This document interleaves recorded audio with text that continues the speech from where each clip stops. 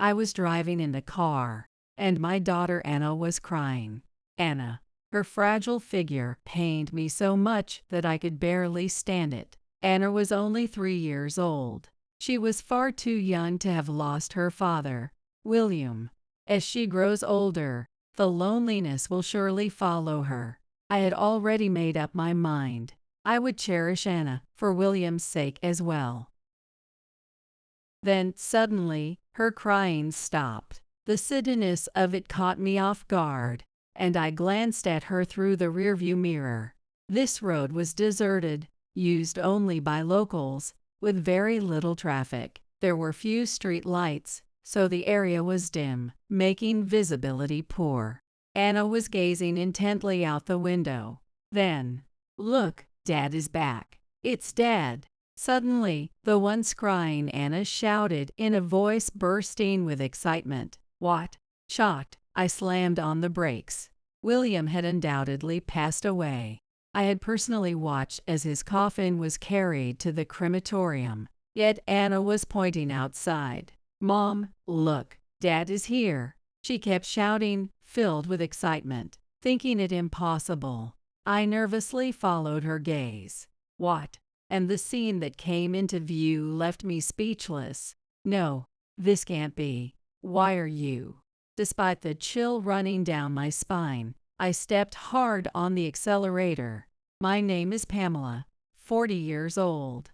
Before I got married, I worked in the bridal industry, but now I'm a housewife. Since I was a little girl, I had always dreamed of wedding dresses and knew I wanted to work in that field. I pursued that dream, aiming to become a bridal stylist, and worked hard for it. After graduating from vocational school, I finally got the job I had always wanted, but the struggles never seemed to end.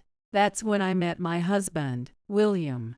He was a senior colleague at the same company, though in a different department. One lunch break, when I was deep in thought, he came over to talk to me. "You've got dark circles under your eyes. Haven't been sleeping well. The nap room is free now." It seemed he had noticed me sitting there, lost in thought, not even touching my lunchbox.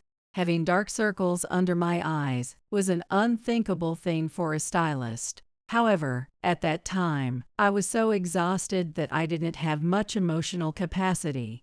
When he spoke to me with concern, I responded with a vague smile. "I'm sorry, I must be causing you trouble." No, you're not causing any trouble at all. Do you have something on your mind? If you don't mind, I'm happy to listen." He sat down next to me. As he did, I noticed the name tag hanging from his neck, and seeing that he was from another department, I felt relieved.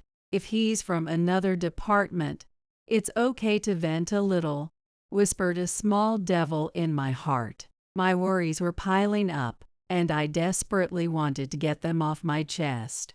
So I decided to talk to him. I told him about how my junior colleague wasn't motivated and wouldn't listen to me, how working overtime every day was taking a toll on my body, and how I was so stressed that I couldn't sleep well. Even though I was basically complaining, William listened patiently, never showing a hint of annoyance. He was so kind and a great listener. He attentively listened to everything I said, nodding at the right moments and offering spot-on advice. As it turned out, many of his colleagues would come to him for advice, and he was well trusted by everyone. Perhaps because of that, he had become a bit of a busybody and couldn't help but reach out when he saw someone who seemed troubled. Dependable he was, without a doubt, popular wherever he went. From that day on, whenever I had worries, I would turn to William for advice. I can honestly say that I was able to keep working because of him. Gradually, our conversations became more frequent, shifting from problem solving to casual chats. And eventually, we started dating. After a year of dating, we got married. I finally got to wear the pure white dress I had always dreamed of as a little girl. After the wedding, I became a housewife, focusing on supporting him, And after we were blessed with our daughter Anna 3 years ago, taking care of both William and Anna became my full-time job. My new dream is to one day see Anna in a wedding dress. Whenever I talked about it, William would smile and say, "When that time comes, I want to be the one to plan it." I wonder if I'll still be working by then. I'm sure you will be, but at the very least, you'll need to take care of your health. Since we both worked in the bridal industry, we often talked about wedding plans, venues, or the best types of dresses. We knew we were getting ahead of ourselves, but talking about an uncertain future like that was something special to both of us. I never doubted that those peaceful days would continue forever. Then, one evening, I had just finished making dinner, waiting for him to come home while playing with Anna, when my smartphone suddenly rang loudly. When I checked the screen, the call was from an unfamiliar number. Since it was around the time William was supposed to come home, I had been expecting a call from him, so I felt a bit disappointed. I didn't really want to answer a call from an unknown number, but I couldn't just ignore it. I told Anna, who was playing with her dolls, "Wait just a moment." "Okay," and pressed the answer button. "Hello, this is Pamela." Though I was wary, I answered the phone cheerfully as usual. I didn't want to make William, who was surely tired from work, worry unnecessarily. I always tried to speak with the intention of sharing my energy with him. Because of that habit, I greeted the caller in a bright tone, but in the next moment, I was plunged into a deep sense of dread. "Good evening, this is the police. Is this Pamela, William's wife?" The voice on the other side of the phone was a man's, someone I didn't recognize. Yes, that's right." Hearing that it was the police, I responded with a tense voice, my anxiety growing. Why would the police be calling me? What could have happened? Naturally, William, who hadn't come home yet, crossed my mind, and a bad feeling began to swell within me. Could something have happened to him? No, I shouldn't jump to conclusions just yet. Maybe it's a scam. However, that faint hope was immediately shattered. "Please remain calm as I explain. Earlier today, William." The police explained the situation. He had finished work and was on his way home, but on his usual route, he was unfortunately caught in a multiple-car pileup caused by a reckless driver. He had been in the car right in the middle of the 3 vehicles involved. His leg's major artery had been severely damaged, and before the ambulance could arrive, he had lost too much blood and passed away. "No, that can't be," I mumbled in disbelief, listening to the sympathetic voice of the officer on the other end. I couldn't believe what I was hearing over the phone. Unconsciously, I collapsed to the floor. "Mom, what's wrong?" Both the officer's voice and Anna's concerned voice seemed to come from far away. Did something sad happen? Anna stopped playing with her dolls and came over to me. This little girl, still so young, had just lost her father. "Anna, everything will be all right," I murmured, as if trying to reassure myself, while hugging her small body. Her childlike warmth was almost startling as I held her close. Realizing that William would never again feel this warmth or witness her growing up made the tears fall uncontrollably. Anna, unaware of the gravity of what had just happened, giggled innocently, simply happy to be hugged by me. The future we had dreamed of was shattered in an instant. The news of William's death brought sorrow not only to our family, but also to our relatives and many of his coworkers. He was reliable, kind, and well-liked by everyone. Many people must have admired him. My smartphone was flooded with calls and texts asking about the details of the funeral and wake. I was constantly occupied with paperwork related to his affairs and funeral preparations. Perhaps because I was so busy, I had no time to fully sink into my grief, and my mind remained eerily calm. I found it hard to leave the house and couldn't muster the strength to send Anne off to preschool with the usual smile. It felt as if a huge hole had opened in my heart, and the days without him flew by in a blur. "Hey, Mom, Dad's late, isn't he? When is he coming back? Is he still at work?" Anna had somehow sensed that my sadness was connected to William not coming home. She was too young to fully understand the meaning of death. Every day after returning from preschool, she would sit by the front door with a puzzled look and ask me those questions. Each time, my heart would ache with overwhelming emotion. A few days after William's death, a package from an online store arrived at our house. It seemed that William had ordered it. I still hadn't come to terms with everything enough to begin sorting through his belongings. I wasn't feeling up to it, but Anne excitedly asked, "What's inside?" So I peeled off the tape. When I opened the box, inside was a teddy bear wearing a wedding dress. I gasped. It was the same one Anna had admired about a month ago when the three of us had gone out. She had seen it in a shop window and exclaimed, "So cute." At that time, come to think of it, Anna's birthday is next month. Maybe we should get this for her, he had said. Only then did I remember that Anna's birthday was approaching. I almost forgot about the day you were born.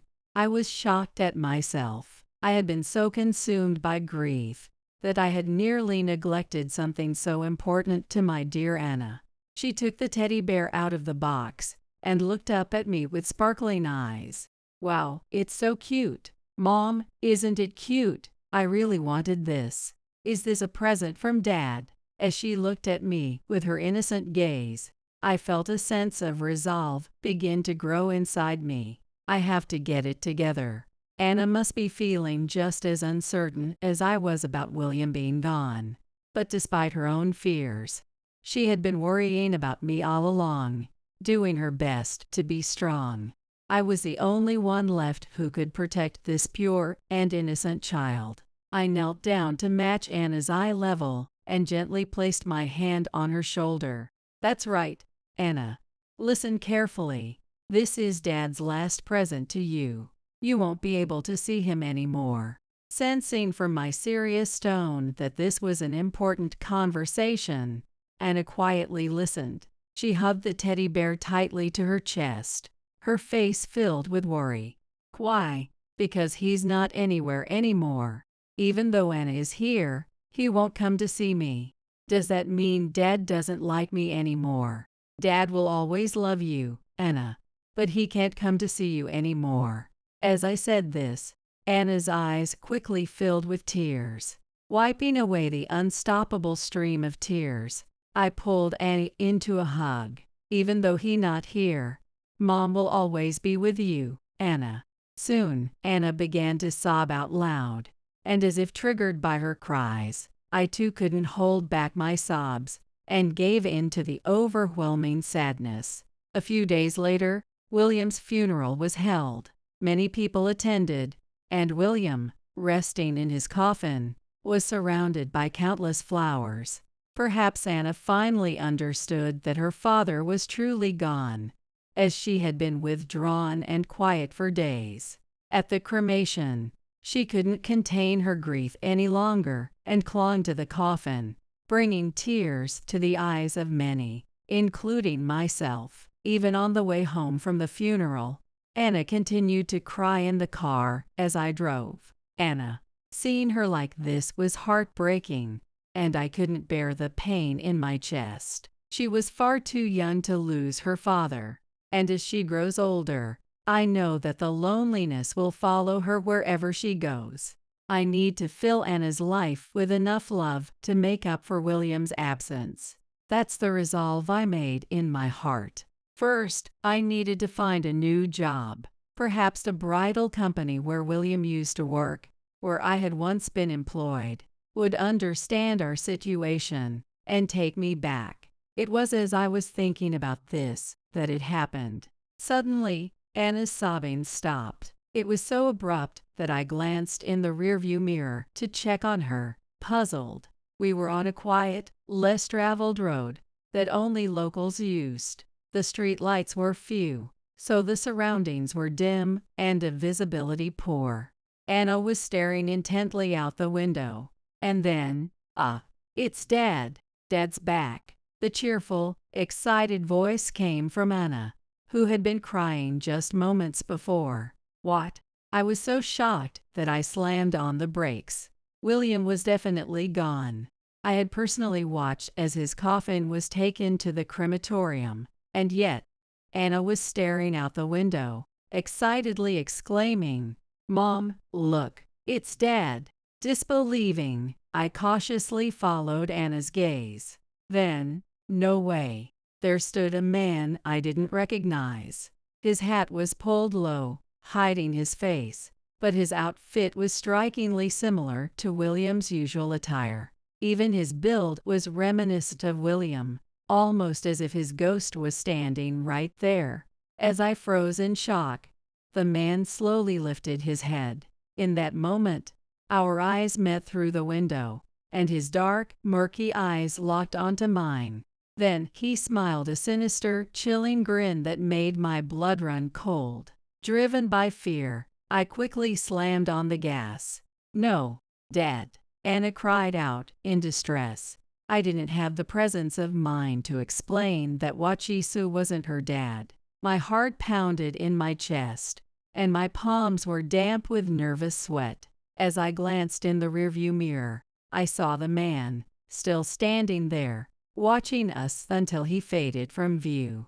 Once we got home, I tried again to explain to Anna that Dad was gone, repeating it over and over. But Anna remained convinced of what she had seen. Unwavering in her belief, she had seen someone who shouldn't exist anymore.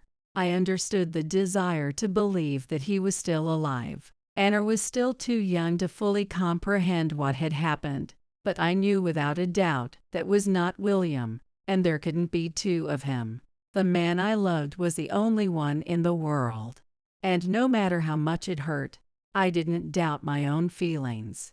However, after that day, I became plagued by the presence of that ghostly figure. One day, on our way back from picking Annie up from preschool, something happened. Anna was in a good mood, singing along as the car gently rocked with the road. "Hey, Anna, what did you do today?" It had become our daily routine to talk about what Anna did and what her favorite part of the day was, and it was something I always looked forward to on the ride home.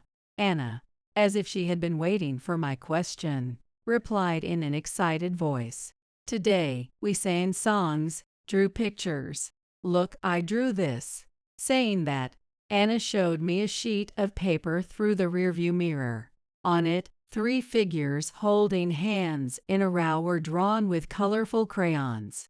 "Is this Anna, Mom, and Dad?" "That's right." Anna smiled happily, pleased that I had guessed correctly. Then, she said, "I saw Dad again today. He was wearing these clothes today."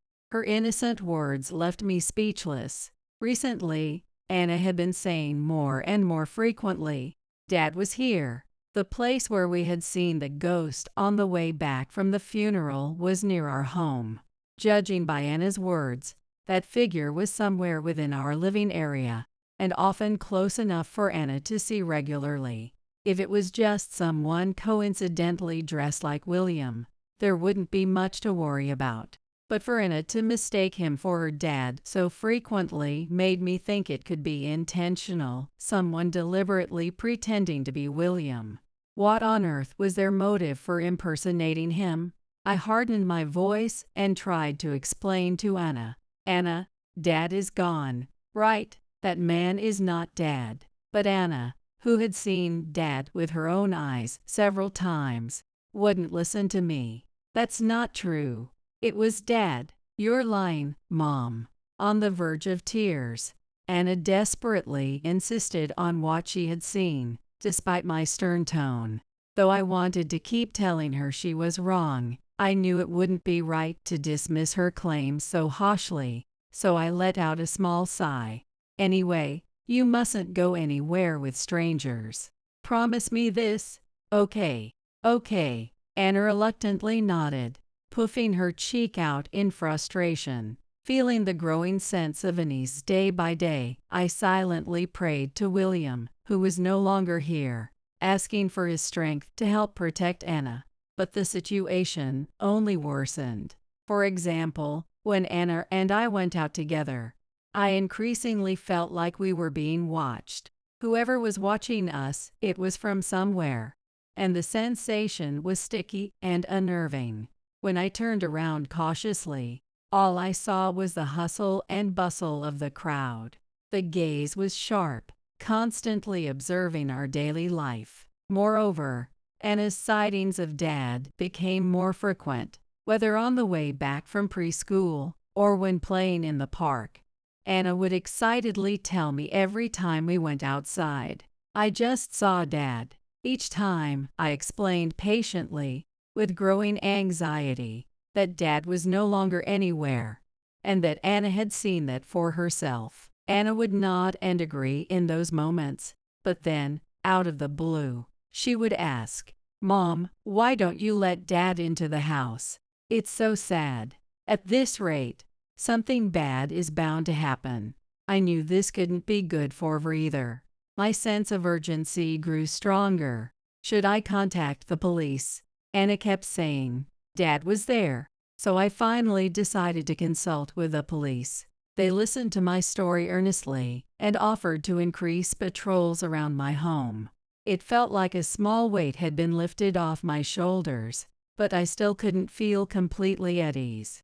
One night, after days like this, shortly after I had brought Anna home from preschool, the doorbell rang. Who could it be at this hour? Could it be that the man had finally come to our home?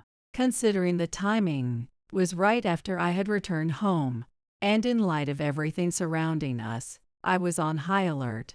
But standing in front of the door was a man in a slightly wrinkled suit. "Good evening, Pamela. I'm sorry for showing up unannounced. My name is Stephen." He didn't resemble William, nor did he give off a suspicious vibe. Instead, he had a fresh and friendly demeanor. While I stood there, confused, Stephen politely explained himself. Apparently, he was a colleague of William's. They were on fairly good terms, and before William and I got married, they had gone out for drinks together after work. I had him show me his business card just to be sure, and indeed, it confirmed that he worked at the same company William and I had. Feeling relieved, I responded to Stephen's greeting. "Good evening, thank you for coming. Were you here to visit William?" "Yes, I wasn't able to attend the funeral due to other commitments, so I wanted to at least stop by and pay my respects. May I come in?" With a small gift in hand, Stephen said this. Since I didn't sense any falsehood in his words, I gladly invited him inside. I led Stephen to the photograph of William, and then went to the kitchen to boil some water. I didn't have any special snacks, so on the tray I placed just coffee, and, feeling a little embarrassed, glanced over at the photo. Stephen was standing upright in front of it, looking still and composed. "Thank you so much for taking the time to come," I said. "Oh please, no need to thank me," he replied. I placed a coffee beside Stephen, then joined him in facing William's photo. Time passed quietly as we looked at William's face. How much time had gone by, I couldn't say. It's truly heartbreaking that William is gone. In the room, which had been filled only with the ticking of the clock and the sound of Anna's breathing as she timidly hid behind my back, Stephen's voice resonated with emotion. I joined a company the same year as William. We were colleagues from the start. In our younger days, we'd get drunk and compete over who could come up with the better plans, Stephen said, sharing nostalgic memories in a calm voice. His tone was filled with fondness, though there was a touch of sadness as he lowered his eyes. William liked being the go-to person for advice, but sometimes he was troubled by things he couldn't handle on his own. I remember him saying once that the people who didn't just seek his advice, but also chatted with him casually, his wife, especially, were a great source of support for him. He was a dependable, gentle, good man. Pamela, I'm sure his loss has been deeply painful for you. Hearing those words made my heart, still far from healed, want to break into tears. But I reminded myself that I had a guest in front of me, and somehow managed to hold back my emotions. I didn't know he'd said that. I wish he'd told me directly. He probably just wanted to play it cool, especially in front of the person he loved. William used to say he'd help plan our daughter's wedding someday. He really enjoyed coming up with plans. I glanced at Anna, who was playing behind us. She seemed confused at first by the sudden arrival of a stranger, but now she was completely absorbed in playing with the stuffed bear William had given her. Noticing my gaze, Stephen looked at Anna for a few seconds as well and nodded nostalgically. Yes, he used to say how much he genuinely enjoyed helping others find happiness in subtle ways. And well, he just really liked planning things. That's so true. When we went on trips, he would schedule everything down to the minute. I can imagine. Even during company trips, he would create a detailed itinerary for our free time, all written out in a little notebook. I can picture it clearly. Our conversation about William's memories unexpectedly lifted my spirits. It made me happy to realize that I wasn't the only one who cherished him, that someone else also remembered him fondly. I began to feel that traces of William were everywhere, woven into the lives of those who knew him. Though the hole left in my heart by his absence would never truly close, I started to believe that I could carry that grief with me and keep living. Before I realized it, we had been talking for nearly 20 minutes. Not wanting to keep Stephen any longer after his workday, I decided to bring the conversation to a close. Thank you so much for coming. I'm sure William would have been glad. But then I suddenly realized that Anna, who had been playing nearby, was no longer in sight. Anna. I stood up and looked around the living room. She had disappeared, along with the stuffed bear she had been playing with. Anna, where are you? Anna. Normally, she would respond right away and come running, but this time, only silence greeted me. A growing sense of unease began to swell within me. Anna, Mom is calling for you. Stephen joined in, sensing my worry. We searched together, checking behind the sofa, in the kitchen, even in the bathroom. But no matter how thoroughly we looked, there was no sign of Anna anywhere. This doesn't make sense. She's nowhere to be found. Maybe she's crawled into a small space and fallen asleep. Or perhaps she went outside. I don't think she went outside, I said, anxiety tightening my chest. Although Anna is only 3 years old, her legs are strong, and her curiosity is boundless. At times, her imagination and energy lead her to do things we adults could never predict. And the moment I take my eyes off her, she disappears. Even though I had enjoyed my conversation with Stephen, I began to regret not keeping a closer watch on Anna. Where could she have gone? Just as panic started to rise within me, I heard Anna's cheerful voice from somewhere. Mom. Startled, I looked up, and Stephen, who had been searching the living room, called out, Pamela, she's in the yard. Is that so? Oh, thank goodness. I felt a wave of relief, almost collapsing to my knees. Lately, our environment had become increasingly unsettling, and it had turned me into a constant worrier. The growing anxiety, and the fact that it was already dark, had caused me to overlook the possibility that she might be in the yard. Anna, it's dangerous to go outside alone when it's this dark, I called out sternly as I opened the door to the yard, ready to scold her for being outside at this late hour. But when I saw what was before me, my breath caught in my throat in terror. "Mom, it's him. The guy who looks just like Dad. You told me, right, that he's not Dad." Standing next to Anna was the man, the one dressed eerily similar to William. In the darkness, our eyes locked, and I instinctively took a step back. The man was wearing almost the exact same outfit as William's work clothes, down to the watch, bag, and even his hairstyle. The resemblance was uncanny, so much so that I could understand why Anna had mistaken him for her father. At the same time, seeing the man's face clearly for the first time, I felt a strange sense of familiarity. I couldn't quite place where I had seen him before, but the déjà vu was unsettling, filling me with a cold dread. His expression was maniacal as he stared at me. "He's not Dad, but he said he'll take me to see Dad," Anna said with innocent excitement. Both Stephen and I froze at her words. "Anna says I'll see Dad again."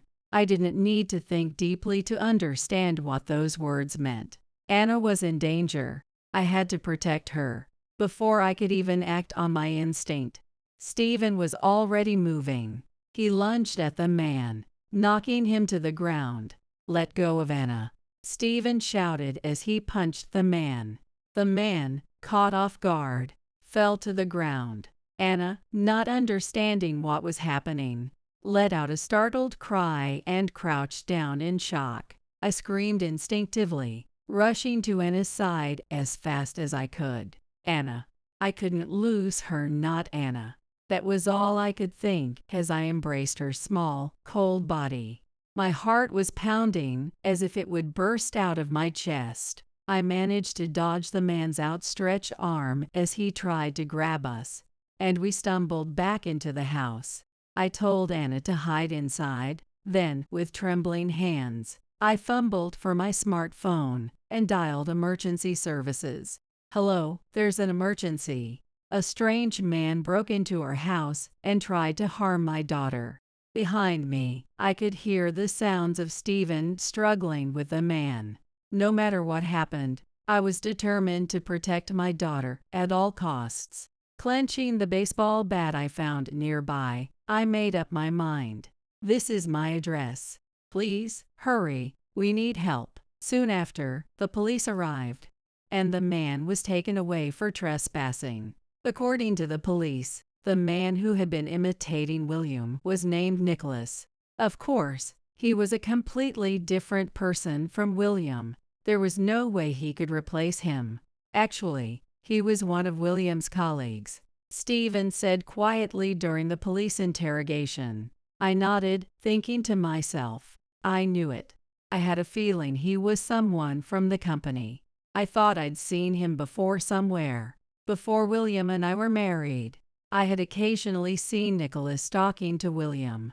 Back then, he didn't seem strange at all. He was always smiling, a cheerful young man who seemed to enjoy his work. Since I was in a different department, I didn't know much about his relationship with William. Stephen explained that Nicholas's behavior was likely because of him. Nicholas came to the city from the countryside, and William often took care of him. He wasn't just helping with work. He'd even listen to his personal problems. William was a great listener, I said. Yes, and because of that, Nicholas became quite attached to him. Stephen sighed deeply before continuing. I never imagined it would escalate to this level. During the interrogation, Nicholas had said the following words, I'll become William. That way, he will always be with me, and no one at work will mock me anymore. It seemed that Nicholas had developed a deep admiration for William, which stemmed from his own feelings of inferiority. In his attempt to become more like William, he started matching his suits, everyday clothes, bags, and watches to William's. He even went to the same barber used to go to and styled his hair the same way. This behavior had apparently started when William was still alive, but after William passed away, Nicholas's obsession spiraled out of control. He believed that if he could claim his family as his own, he could become William himself. That's why he began to observe me and Anna, watching our daily routines. He waited for the right moment, when we were most vulnerable, and finally tried to break into the house. But just as Nicholas was about to carry out his plan, he happened to run into Anna, who had stepped outside to show her teddy bear the night sky. I had noticed that something was off about Nicholas, but "I'm sorry I couldn't do anything sooner," Stephen said, apologizing. "No, Stephen, there's no need for you to apologize," I replied. After William's death, Nicholas had been exhibiting strange behavior even at work. His speech and mannerisms became more and more like William's each day, making the other employees increasingly uncomfortable. During the police interrogation, Anna was visibly downcast, even though she hadn't realized Nicholas's ill intentions. The sight of him and Stephen grappling and hearing my frantic cries must have terrified her. The police recommended that Annie undergo counseling for a while. "Anna, did that man really say he'd take you to see Dad?" I asked gently, trying not to upset her. Hugging her teddy bear tightly, Anna nodded honestly. "Yeah, he did. He said if I told anyone, he'd take me to see Dad." I was really happy because I thought I'd get to see Dad again. I had tried to explain to Anna on the day of William's funeral, but it seemed she hadn't fully understood it deep down. She hadn't come to terms with the sudden loss of her father. "I see, you were happy to hear that, weren't you, Anna?" I said softly. It seemed that Nicholas hadn't intended to harm Anna. When she spotted him in the garden, she had been overjoyed, thinking, "Dad's back," and had run up to him excitedly. But as she got closer, she realized it wasn't William, it was someone who merely resembled him. Disappointed, she had tried to return to the house. At that moment, Nicholas, panicked by hearing Stephen's voice from inside, blurted out a threat. "If you tell anyone, I'll take you to your dad's place," almost as if he was trying to scare her. Being so young, Anna took those words at face value and became excited again, thinking she could meet her father. That's when she called out to me, which led to everything that followed. Above all else, I was deeply relieved that nothing terrible had happened to Anna. At the same time, I couldn't help but feel ashamed of myself for letting my guard down and losing sight of her.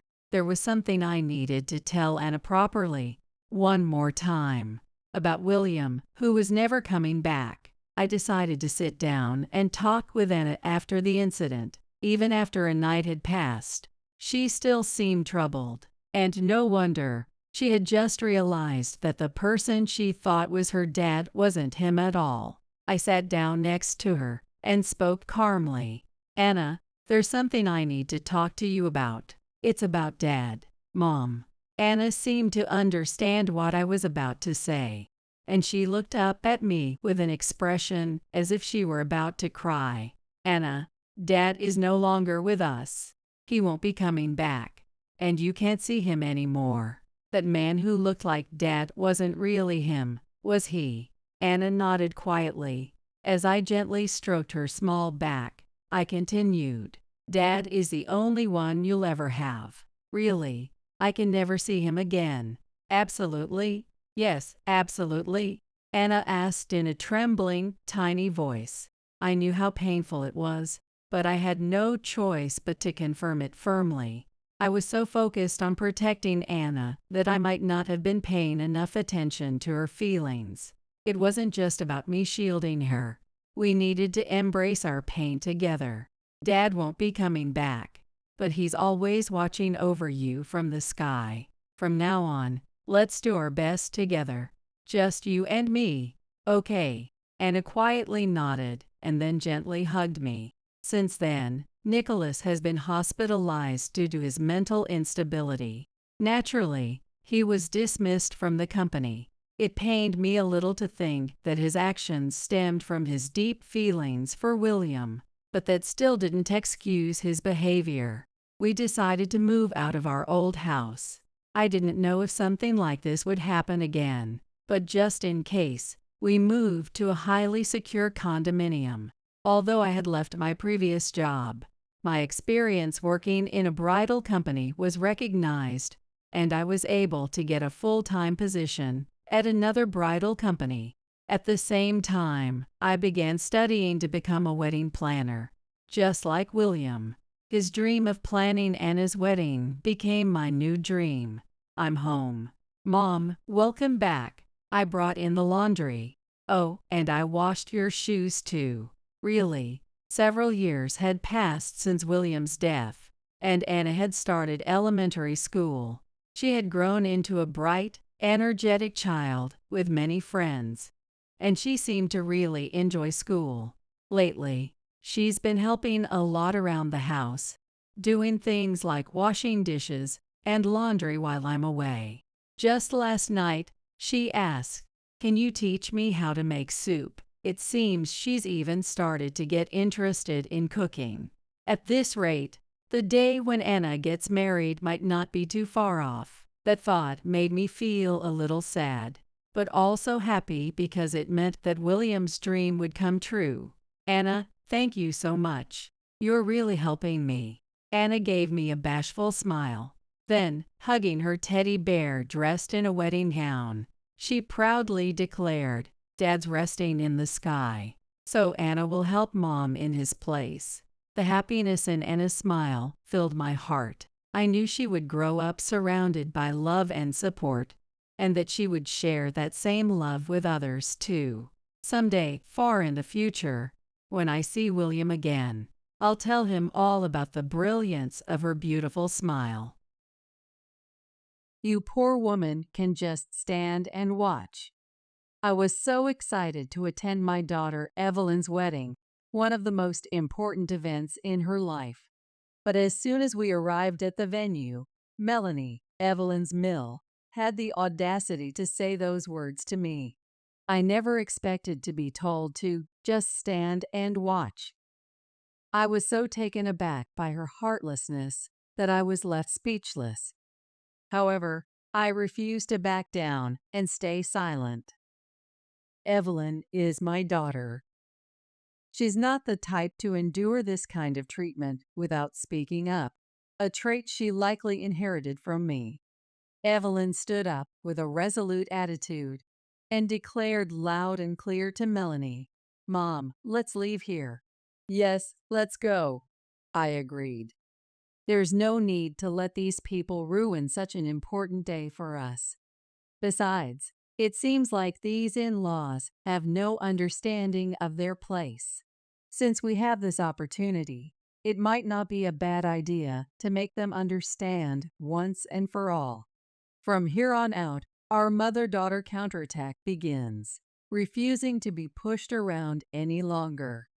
Within just 10 minutes of our retaliation, Melanie was on the verge of a breakdown.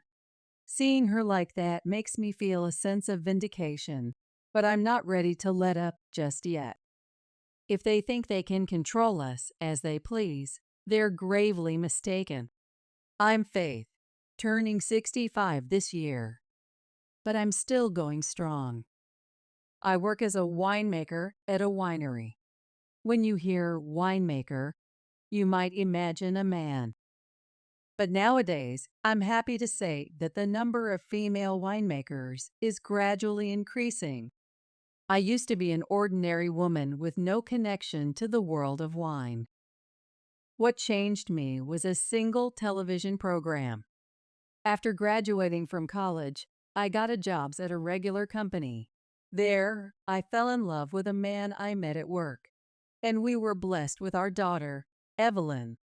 Fortunately, I was able to take full advantage of the company's maternity and child care leave policies, which allowed me to dedicate myself to raising my child without any worries. The days spent with Evelyn as she grew up were filled with a happiness that nothing could replace. Yet, there were moments when a small doubt crept into my mind. Is this really enough for my life? On the surface, I had a thriving career, an adorable daughter, and a blessed work environment. My friends often expressed their envy. Still, there were times, like when my daughter was napping, when I was overcome by a sense of emptiness. It was an inescapable void, like a gaping hole in my heart. One such day, while Evelyn was napping, I turned on the TV and found myself engrossed in a documentary program that caught my eye. The show followed the work of a winemaker. The man being interviewed said he used to be an ordinary salaryman. As he spoke about quitting his job to pursue his passion for wine and his quest to create the perfect bottle, I felt something stirring deep within me. Perhaps this was what I had been yearning for all along. My father loved wine, and when I lived at home, we enjoyed it together almost every evening. The recommended temperature, the perfect food pairings, the unique flavors, depths, and aromas of each wine back then, I drank without much thought. But looking back, I realize how incredible it all was. I couldn't help but be amazed by the profound world of wine. Of course, I knew that winery owners were a male-dominated society. There were only a handful of female winemakers out there. That's precisely why I began to nurture a desire to create wines that women could enjoy deliciously and joyfully. My family supported my career change. I'm still filled with gratitude for their cooperation in household chores and picking up the kids. Thanks to their help, I was able to get jobs at a winery in the next town over. As it happened, that area had many wineries, and I encountered one that was looking to take on new challenges. I worked as a clerk and a tour guide while studying the fundamentals of wine every day. Since it was a field I was already interested in, I found the learning process enjoyable. I felt a sense of fulfillment that I had never experienced in my previous jobs. But then, just as things were going well, my husband fell ill and passed away. I couldn't let the hopes of my husband, who had supported my dreams and encouraged my winemaking, go to waste. I remember vividly the joy I felt when, after desperately working my way up, I finally joined the ranks of the few female winemakers in the U.S. As a novice female winemaker, in an era when women in the field were not as rare as they are today, my name never made it into the spotlight. But whether my name was known or not didn't matter to me. I believed there was no greater happiness than having the wine I poured my heart into creating be released into the world, bringing moments of joy to many people. As my career began to take off, I received some exciting news in my personal life. "Hey, Mom, there's someone I want to introduce to you," Evelyn said shyly. "I met him at a town event the other day." "This might be the first time I've introduced someone other than a friend to you, Mom." "Someone other than a friend?" With those words, I had a hunch. "No way." "Yeah, he's a wonderful person. Someone I feel I could be with forever. I'm sure you'll like him too, Mom." On the day Evelyn told me about him, I went to our meeting spot and saw a man standing next to her. He was tall and had an impressive, dignified presence. "Mom, this is my boyfriend, Christopher Garcia." Christopher looked at me and greeted me with a friendly smile. It was a perfect smile, like that of a Hollywood actor. He said he was 40, but with such a smart demeanor and charming grin. I thought to myself that women wouldn't leave him alone. "Hello. Thank you for taking the time to meet with me today, despite your busy schedule. I've been wanting to meet Evelyn's mother for a while now. We started dating after meeting at a town event. I never imagined I'd encounter such a wonderful person there, so I felt it was destiny. Don't be embarrassed. It's only natural, since Evelyn was the only one shining so brightly in that place." As if remembering the moment they met, the two suddenly started engaging in sweet conversation. Evelyn had never been involved in any frivolous talk about men before, always focused on her work. That's why, as a parent, I was genuinely happy that she had found someone she could care for so deeply. During our casual chat, I learned that Christopher was an only child and that he was likely to take over his family's local business in the future. Oh, you're continuing the family business? Yes, although it's not anything particularly impressive. If you don't mind me asking, what kind of work is it? We run the Garcia Hotel. It's been getting busy lately, so I'll probably have to start acting as the next president soon. At that moment, Evelyn suddenly fell silent. It's wonderful that you're already thinking seriously about such matters. Since we had just met, I thought it best not to say anything awkward and chose my words carefully. Well, given those circumstances, Evelyn has been helping out with various tasks at our place. Sort of like training to be a hotel manager, you could say. Christopher spoke with a gentle smile and took a sip of the tea in front of him. For a brief moment, I thought I saw Evelyn's expression stiffen. Seeing that expression gave me an unsettling feeling. Huh? Helping out. Christopher raised his hand as if to stop me and began speaking over my words. Well, it's not anything major. But you know, at this age, you can't help but start thinking about the future. I'd like Evelyn to become a part of our family. The way Christopher spoke in a torrent of words gave me the impression that he wasn't giving me any opportunity to interject. Is that so? So Evelyn kindly agreed to help out, which has been a huge relief. I want to make sure she never feels embarrassed about coming to the Garcia house. Evelyn is just an ordinary girl you could find anywhere. She graduated from a local university, works as a company employee, and enjoys shopping and drinking with friends on her days off. She's not the type to stand out much, which made it all the more puzzling. Come to think of it, I hadn't had a single chance to talk directly with Evelyn during this tea session. Hey, speaking of which, Evelyn, as I tried to speak to her, Christopher once again cut in without missing a beat. That's right, Evelyn. You're going to my mom's place after this, aren't you? My mom's been looking forward to picking out your dress. Yes, of course. A dress, could it be? We were talking about having the wedding sometime this year. Popular venues get booked up quickly if you don't reserve early. With a refreshing smile, Christopher looked straight into my eyes and said clearly, I believe a wedding is a kind of closure. That's why I want it to be a space where we can spend a special time with the people important to us. It might be a bit early, but our parents are already getting excited. I was surprised that they were already talking about the wedding, but at the same time, I felt like I had figured out the source of the uneasiness. I understood now the true nature of this discomfort. Whenever I try to talk to Evelyn, Christopher interrupts, as if he's avoiding any opportunity for us to speak directly. Could there be some inconvenient topic he doesn't want brought up? I couldn't read anything from Evelyn's expression. There were no signs of anything unusual. Please look forward to our wedding. I'm sure it will be a wonderful day for Evelyn's mother as well.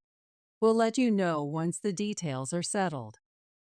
We'll be in touch. In other words, they intend to decide everything according to Christopher's family's wishes. I wonder what Evelyn thinks about all this. I tried to see her face, but it was hidden behind her hair, and I couldn't get a good look. Later, I would come to regret not making time to talk with her directly, even if I had to force the issue. A few days later, a letter arrived from Evelyn and Christopher. It was a notice about holding a dinner party for both families to meet before the wedding. It was my work's off-season, so I had some flexibility in my schedule. If they were planning to have the dinner party on that day, I could make arrangements to attend, and that would be fine. But I thought they could have at least consulted me before deciding on a date. Suppressing my lingering unease, I tried to contact Evelyn to confirm the details. I wanted to ask about the dress code, whether I should bring any gifts, and other small things. She must have been busy lately, as she hadn't even given me a single phone call. When I called, she finally picked up on the 10th ring, but Evelyn's voice was so soft I could barely hear her. Apparently, she was at work and couldn't talk on the phone. She said she would call back. Feeling bad for interrupting her work, I quickly hung up. But after that, there was no return call from Evelyn. Instead, rather oddly, Christopher called. "Faith, did you receive the invitation to the dinner party?" "Yes, it arrived the day before yesterday." I tried calling Evelyn to discuss the dress code, gifts for Christopher's family, and such, but that girl. "There's no need to go to such trouble. Just come as you normally would. That's all that matters." With that, the call ended. Evelyn seems to be busy, and I still haven't heard from her. Christopher keeps repeating the same polite, inoffensive things like, "Don't worry about it. Just come as you normally would." In the end, on the day of the dinner, I wore a plain blouse and slacks and brought a famous brand of cookies as a gift. I considered bringing some of my homemade wine, but I thought they might be surprised to receive wine from someone they were meeting for the first time, so I decided to save the wine gift for another occasion. When I entered the room where the dinner party was being held, everyone except me was already seated. Across from Evelyn sat Christopher, and next to him were people who seemed to be his parents. "Nice to meet you. I'm Melanie, Christopher's mother. I'm so happy to finally meet you." At first glance, her attire appeared plain, but each piece she wore was of high quality, and more than anything, her aura was different. Her dignified demeanor and flawless presence reminded me strangely of Christopher. "Nice to meet you. Well, I've always wanted a daughter. I'm so glad Evelyn is joining us. I heard she only had a mother, so I wondered what kind of girl she was. But I feel relieved now. Is this really the time to be saying such things?" Everything she says is irritating to listen to. Well, we're planning to have the wedding soon, and preparations are underway. It's sure to be the perfect day to celebrate the start of their life together. Look forward to it. Melanie seems unable to contain her excitement. Her husband just laughs with a ha ha ha, occasionally downing some alcohol, but doesn't seem to do much else. Oh, and about the wedding gift. Let's just forget about that sort of thing. Suddenly bringing up the topic of money, I was at a loss for how to respond when Melanie continued. "A wedding gift? Oh my, are you saying you won't let them marry without a gift? I can't believe there are still families like that these days. So, how much do you want?" I felt like Melanie was glaring at me. "No, I hadn't even considered a wedding gift. We'll follow your wishes on that matter." She's covering her mouth with a handkerchief, but she can't hide her vulgar laughter. "And you'll have to give us a boy eventually, you know." Her outdated remark sent a shiver down my spine. Ever since that unpleasant dinner party, my desire to avoid seeing Christopher and his parents has only grown stronger by the day. 2 weeks after the dinner party, I received a message from Christopher. "We got married today." I wanted to hear the news directly from my daughter, but it seems Evelyn has quit her jobs to help out at the Garcia Hotel. She must be busy with her training as a hotel manager. Still, I had no idea the owners of Christopher's family, who run several hotels in this area as a hotel group, would be so high and mighty. I'll attend the wedding because I want to see Evelyn in all her glory. But after that, I'd rather keep my distance from them. Even after our first meeting, I still couldn't get through to Evelyn on the phone. She only sends a few messages late at night. No matter what I ask, all she says is, "I've been too busy to contact you. I'm sorry." Her short replies, like telegrams, only add to my anxiety.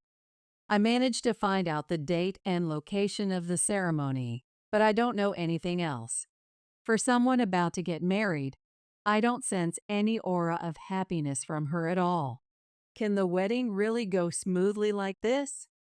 Even though Evelyn has always been somewhat plain, I thought she might show a glimmer of excitement or longing on her face for her wedding day. The day of the wedding arrived, with my unease still lingering. I attended Evelyn and Christopher's wedding and tried to find my seat, but it was nowhere to be found. While I was puzzling over this, the ceremony began. As I hurried towards the family seating area, Melanie approached me. "You poor woman can just stand and watch." It was so sudden that I couldn't comprehend what was happening. "I never said you could sit. And to think you tried to sit in the family section." She looks down on me with an expression of utter disbelief. The people around us don't try to stop Melanie's behavior, they just watch. Some of them even have the gall to point their cameras at me, as if to say, "Oh, something interesting is happening." They seem to delight in the misfortune of others. I never thought I'd be subjected to this kind of treatment at my age. It's as if they anticipated my confusion and planned this whole thing. The other guests, who keep glancing at me out of the corners of their eyes to see my reaction, are all wearing matching ties or handkerchiefs. They have the Garcia Hotel Group logo on them, so they must be Melanie and Christopher's colleagues. I also spot people who seem to be connected to the Garcia Hotel, exchanging drinks while eyeing me. Looking closer, I realize it's wine from my own winery. The moment I saw that, I felt something snap inside me. Perhaps noticing my reaction, Evelyn gracefully stood up. As she rose from the stage, her posture was dignified and beautiful, and I found myself captivated by my own child. "Mom, let's go home." Evelyn approached me and called out. I stand up to join her. "Yes." I stepped forward from where I was standing, heading towards the stage. I thought I saw Christopher glance in our direction for a moment, but I couldn't care less anymore. There was only one place I needed to go. I grabbed a wine bottle from the drink bar next to the stage. The drink bar corner was set up for the guests. In addition to wine, there was beer and specialty fruit juices. Evelyn signaled to a nearby staff member and asked them to bring a large container. There was only one thing I had to do. I took the wines lined up at the drink bar one by one and moved them into the nearby container the staff had brought. Then I asked the venue staff to carry the entire container outside. "What are you doing?" "I won't allow you to do as you please." "Huh, Evelyn's mother. Do you want the alcohol that badly?" "Oh, I see. So that's how it is. If you can't get by without drinking cheap booze, then by all means, take it." I pulled out a slip of paper and a check from my bag. "I can't leave this wine with people like you who don't understand its value and don't appreciate it." I filled out the check I had in my bag with the regular price of the wine. I put my heart into making this for the ceremony. I'm so sorry it was completely out of place. What is the meaning of this? A poor person writing a check, don't make me laugh. And what's this about putting your heart into making it? I haven't heard anything about that. Christopher was beside himself, making a pitiful scene, while Melanie glared at me from the family seating area, waving her handkerchief. But I no longer had anything to fear. As the parent who gave birth to this wine, I simply cannot leave it with people who don't understand its worth. It's too painful to watch, so I will buy it back. Huh, parent, Who gave birth to it? What are you talking about? The moment Melanie stopped waving the handkerchief in her frenzied state, I spoke out without a moment's hesitation. I'm the one who crafted this wine. As a winemaker, it's like my own child that I've poured my heart and soul into raising. I can't stand by and watch it being treated so terribly. And as Evelyn's mother, I can't endure this humiliation any longer. You're lying, right? That wine. Isn't it from the winery we always use at the hotel? I thought the winemaker was some old man. I'm working as the next generation winemaker. It's a shame that you are saying you have no interest in your business partners. The wine I was holding was the one I had brought as a gift for this wedding. It was a special, once-in-a-decade vintage. It was a wine I had created with the sole desire to make something worthy of celebrating my beloved daughter's wedding someday. It was one of the bottles I had crafted with a premium label and serial number, not available in regular stores or bars.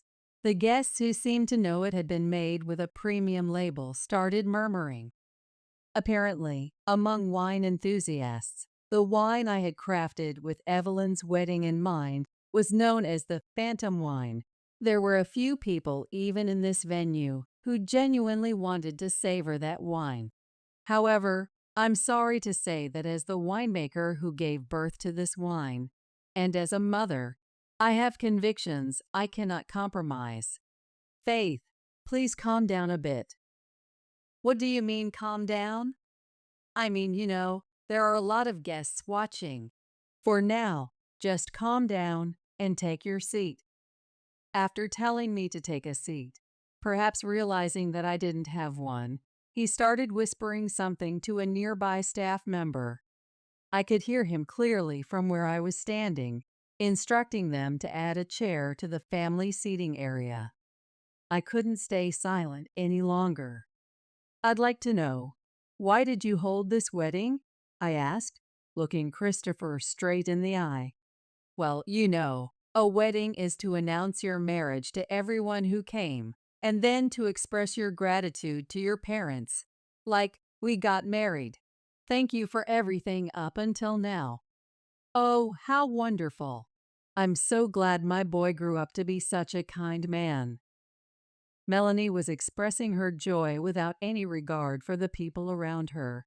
I understand now what you mean. Hearing that, Christopher looked at me with a relieved expression and picked up the microphone.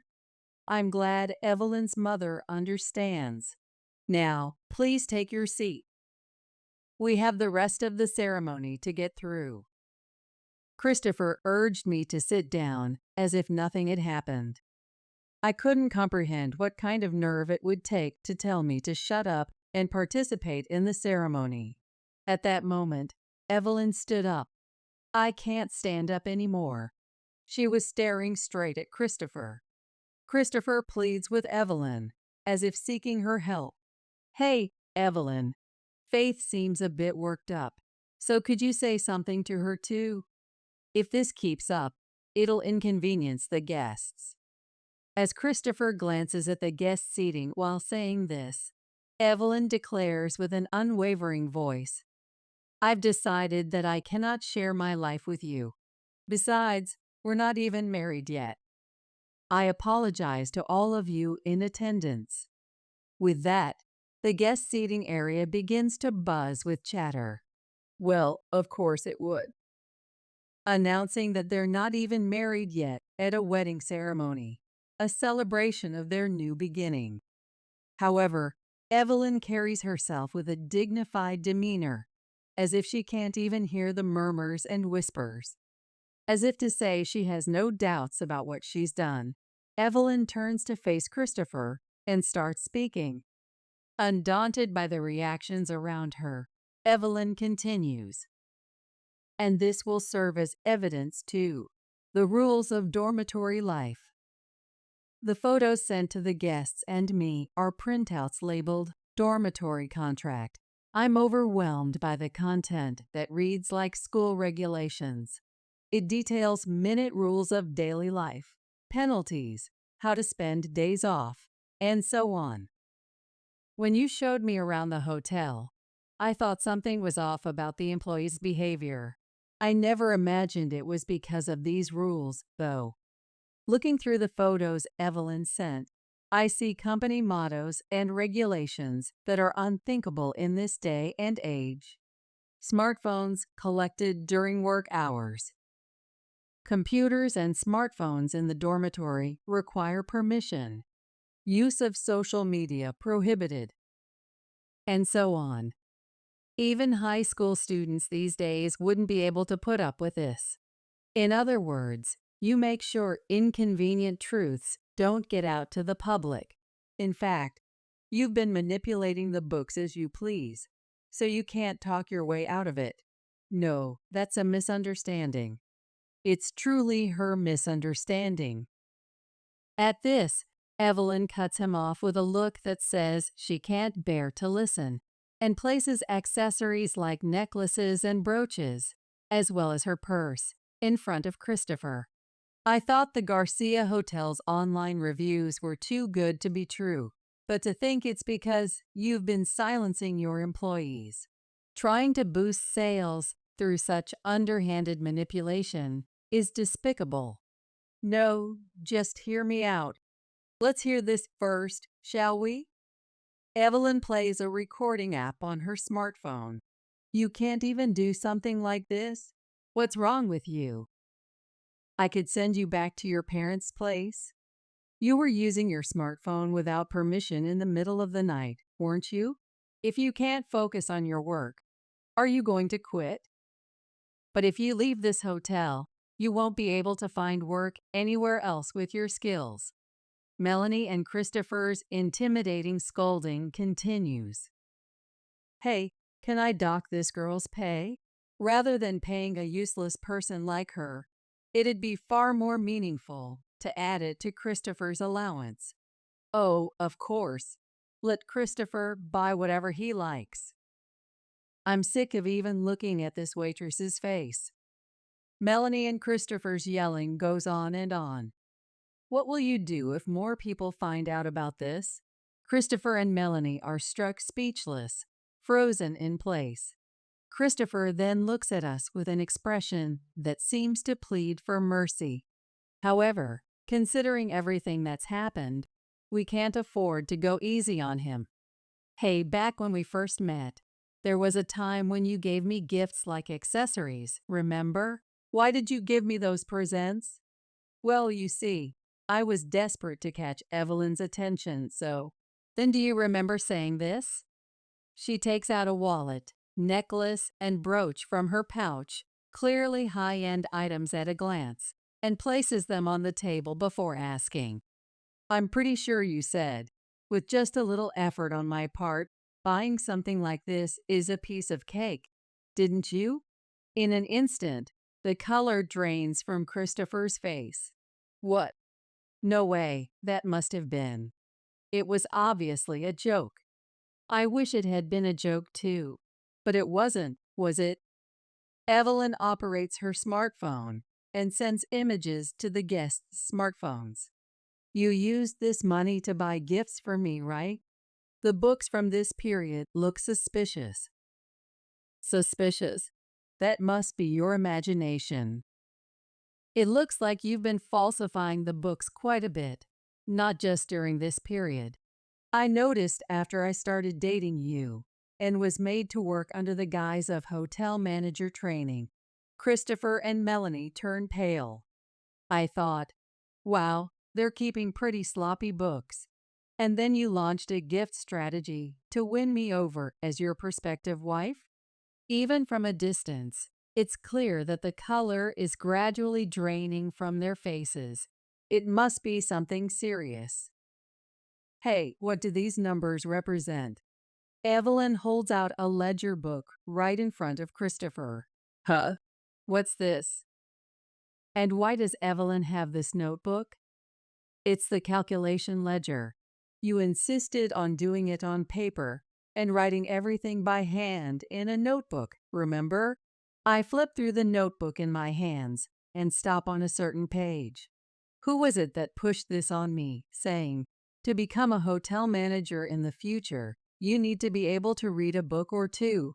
No, that's not what I meant by that. Melanie tries to make excuses in a noticeably high-pitched voice. In other words, Melanie must have known about Christopher's embezzlement and extravagant spending too. Ah, this. There's no talking your way out of this. No way. The notebook contained detailed records of the flow of money. The amounts here and there don't match up, and the sheer size of these amounts isn't normal. Look, you just need to write these things down roughly. A ballpark figure is fine.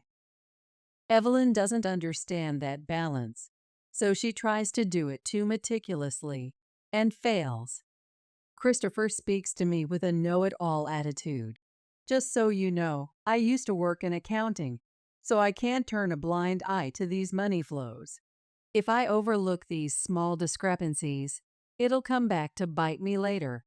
I shove the notebook back at Christopher.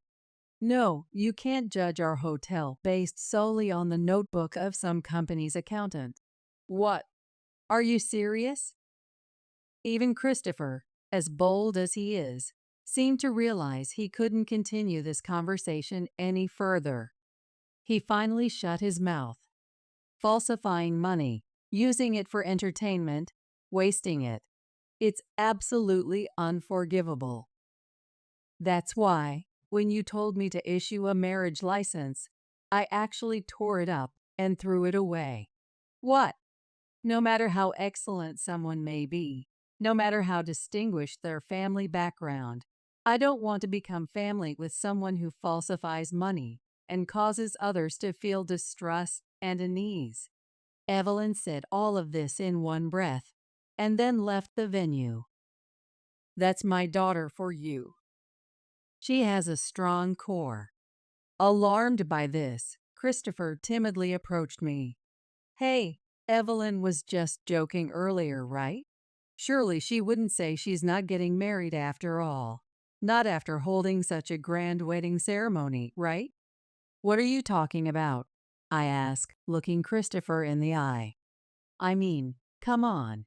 If she gets married now, and married to me at that, she'll be set for life.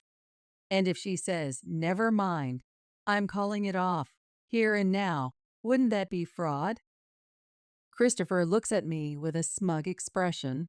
I respect my daughter's thoughts and decisions. It's not about it being a wedding ceremony or not. About 10 minutes after Evelyn said to me, Mom, let's go home, Melanie had become half crazed. Who do you think we are? Enough with the disrespect. You're just a lowly winemaker. The easygoing smile from before had vanished from Melanie's face as she became hysterical. I've decided not to do business with those I can't trust, so if you'll excuse me. In the end, it was decided that there would be no further dealings with the Garcia Hotel. I don't want to supply the wine I poured my heart into making to a place that treats it so carelessly. And it seems Evelyn was able to properly say goodbye to Christopher. When they first started dating, she apparently thought Christopher was wonderful, but halfway through, she seemed to come to her senses. When you're actually in that environment, it can be hard to notice that something's off, even when it is. I have experience with that myself. But there's nothing good about being in an environment where you can't cherish yourself. Evelyn seemed to realize that through this experience, and I'm really glad. It put my mind at ease. Mom, I'm sorry for causing you so much trouble. It's okay. I'm just glad you realized it. And I never imagined the wine I made would be treated like that either. Since the day she fled the Garcia Hotel and broke up with Christopher, Evelyn has been working hard on her job hunt. Luckily, she quickly found a new workplace and seems to be living fulfilling days now. As for me, I'm still devoted to making wine, as always. This year, We're launching a new series for the first time in several years, so the winery is extremely busy day and night. There's no time to relax, but I think it's fine because it's enjoyable in its own way. Plus, this is the first time I'm serving as the face of the brand for a new series launch, so there's that pressure too. Delicate wines crafted by a female winemaker. With that concept, I'm determined to pour everything I've got into it. The product concept and aim were spot on, and the wine I produced became a huge hit. When I started appearing more in magazines, brochures, and sometimes even on TV, the thing I feared happened. Right after I got to work, a male employee who had arrived earlier stopped me. Apparently, a woman was sitting down at the entrance for visitors. According to him, she refused to budge until she met with me. Got it. I'll go check it out. When I went to the visitor entrance, I found the last person I expected. You finally came. As expected, a popular female winemaker is on a different level. Don't think you can do business as usual around here after humiliating me. I've been doing business with this winery since the previous generation. I could agree to a big contract with you again, you know. The two were talking big, but they looked much shabbier than the last time I saw them. Their clothes had lint, stains, and frays that were noticeable even from a distance, making them look pitiful. Hey, are you listening? I thought you might be in trouble since you can't do business with the Garcia Hotel anymore, so I'm reaching out to you. How about you give me an answer? If you just bow your head now, I'm saying I'll do business with you like before. You know what'll happen if you waste this chance, don't you?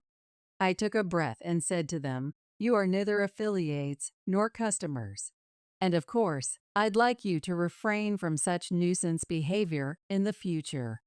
At that, Melanie grabbed my shoulder with such force that it seemed she might attack me at any moment. That's quite a way to talk. Do you understand your position? Someone who hasn't received a proper education couldn't possibly know how to speak properly, could they, Mom? Besides, an old, run-down winery like this is bound to fail soon anyway.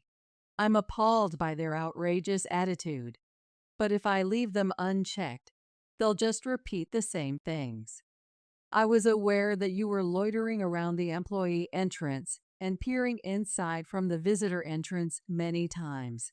And of course, I also know you took products from the souvenir shop for winery tour guests. No, that was, well, it was so terrible that I consulted the police. When we installed security cameras, we got solid evidence of your numerous nuisance behaviors. With this much evidence, I'm sure you two intelligent individuals can understand. When I said that and turned to them, their faces were paler than I'd ever seen before. No, that's such an underhanded trick. The two seemed determined not to apologize. It's easy to imagine that their pride won't allow them to apologize because they look down on me. Well, I guess it can't be helped. For now, I need to get back to work. Then. For today, I'll take my leave here. With that, I walked away from the two and returned to my workplace. Afterward, I took the security camera footage, recorded conversations as evidence, and the shoplifting history to the police for consultation. As a result, Melanie and Christopher's actions were deemed malicious, and they now have a criminal record. Naturally, this also tarnishes the name of the Garcia Hotel Group. The hotel industry has been in a tough situation due to factors like the decline in travelers. But this latest trouble with the management seems to have made things even worse. With the flood of low ratings on review sites, it's likely only a matter of time before they go under. But that has nothing to do with me. I'm finally free from the problems with Melanie and Christopher, and have regained a peaceful life. As a producer, I'm truly happy that the wine I made has generated a lot of buzz, caught the eye of international travelers, and become an even more popular product. Not only have shipments increased, but the winery's name recognition has also gone up, making me even more enthusiastic about my work going forward. From now on, I intend to work even harder to ensure that many people seeking this flavor can enjoy the wine I create. One day at the airport, on my way back from work, I ran into an old classmate. It was Donald, a guy who had made my life miserable from middle school through high school. Because of Donald, I was pushed to the point of dropping out of high school. His personality hadn't changed even as an adult. Upon seeing me, he immediately demeaned me as the dropout loser. I almost lost it at that moment, but I managed to control my anger and walked away. Later, Donald and I would run into each other again at the airport. "Hey, dropout, this is what an airplane looks like," he said with a malicious smile. When it was revealed that I was the captain, his reaction made me surprised. "My name is Brian, a 38-year-old bachelor."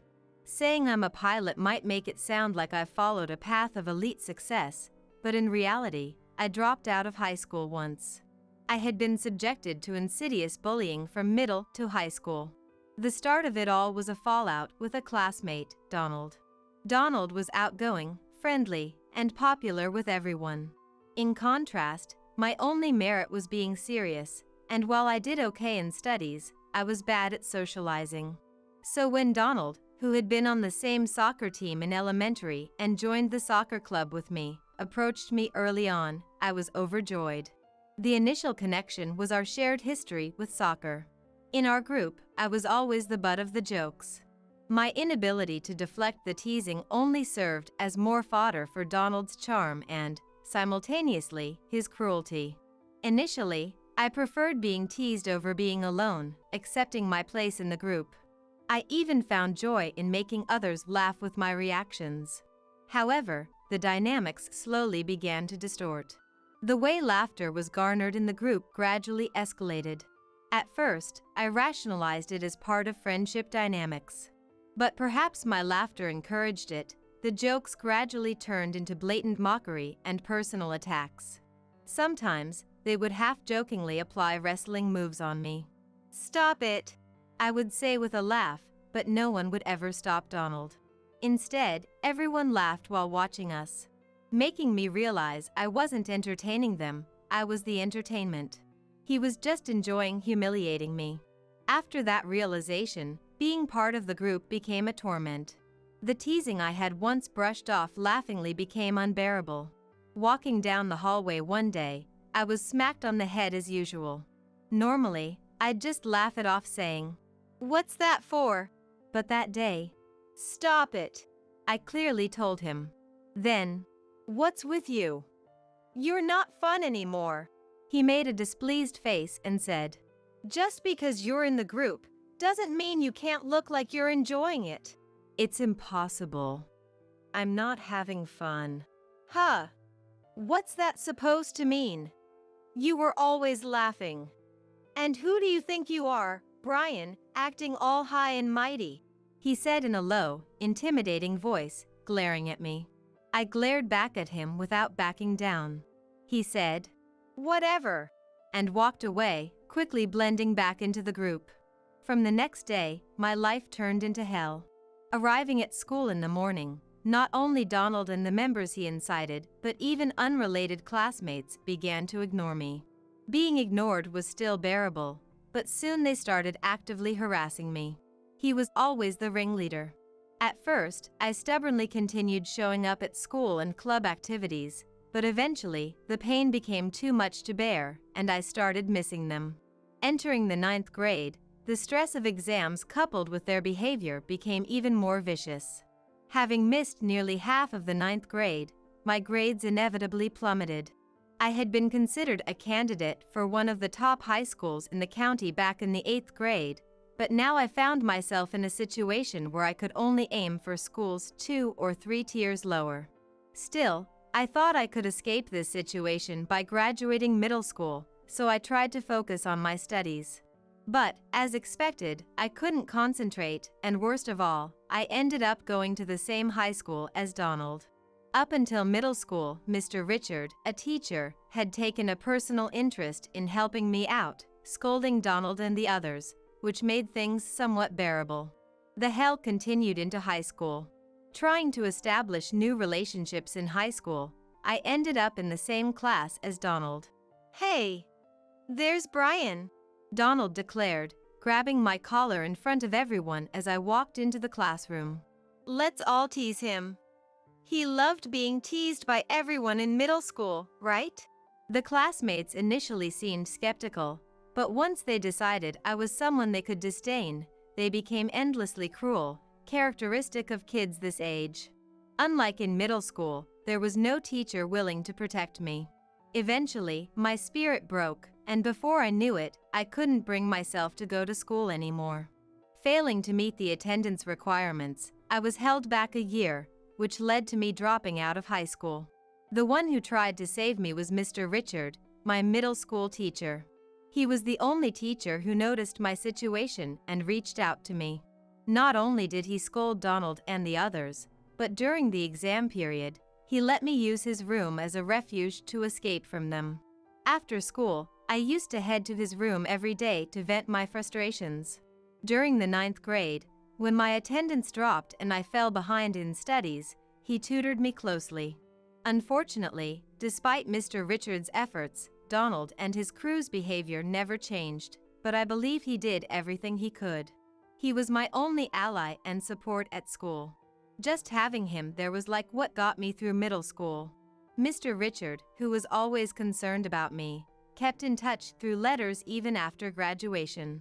But after continuing to face the same treatment in high school and losing the will to attend, I couldn't bring myself to reply to his letters.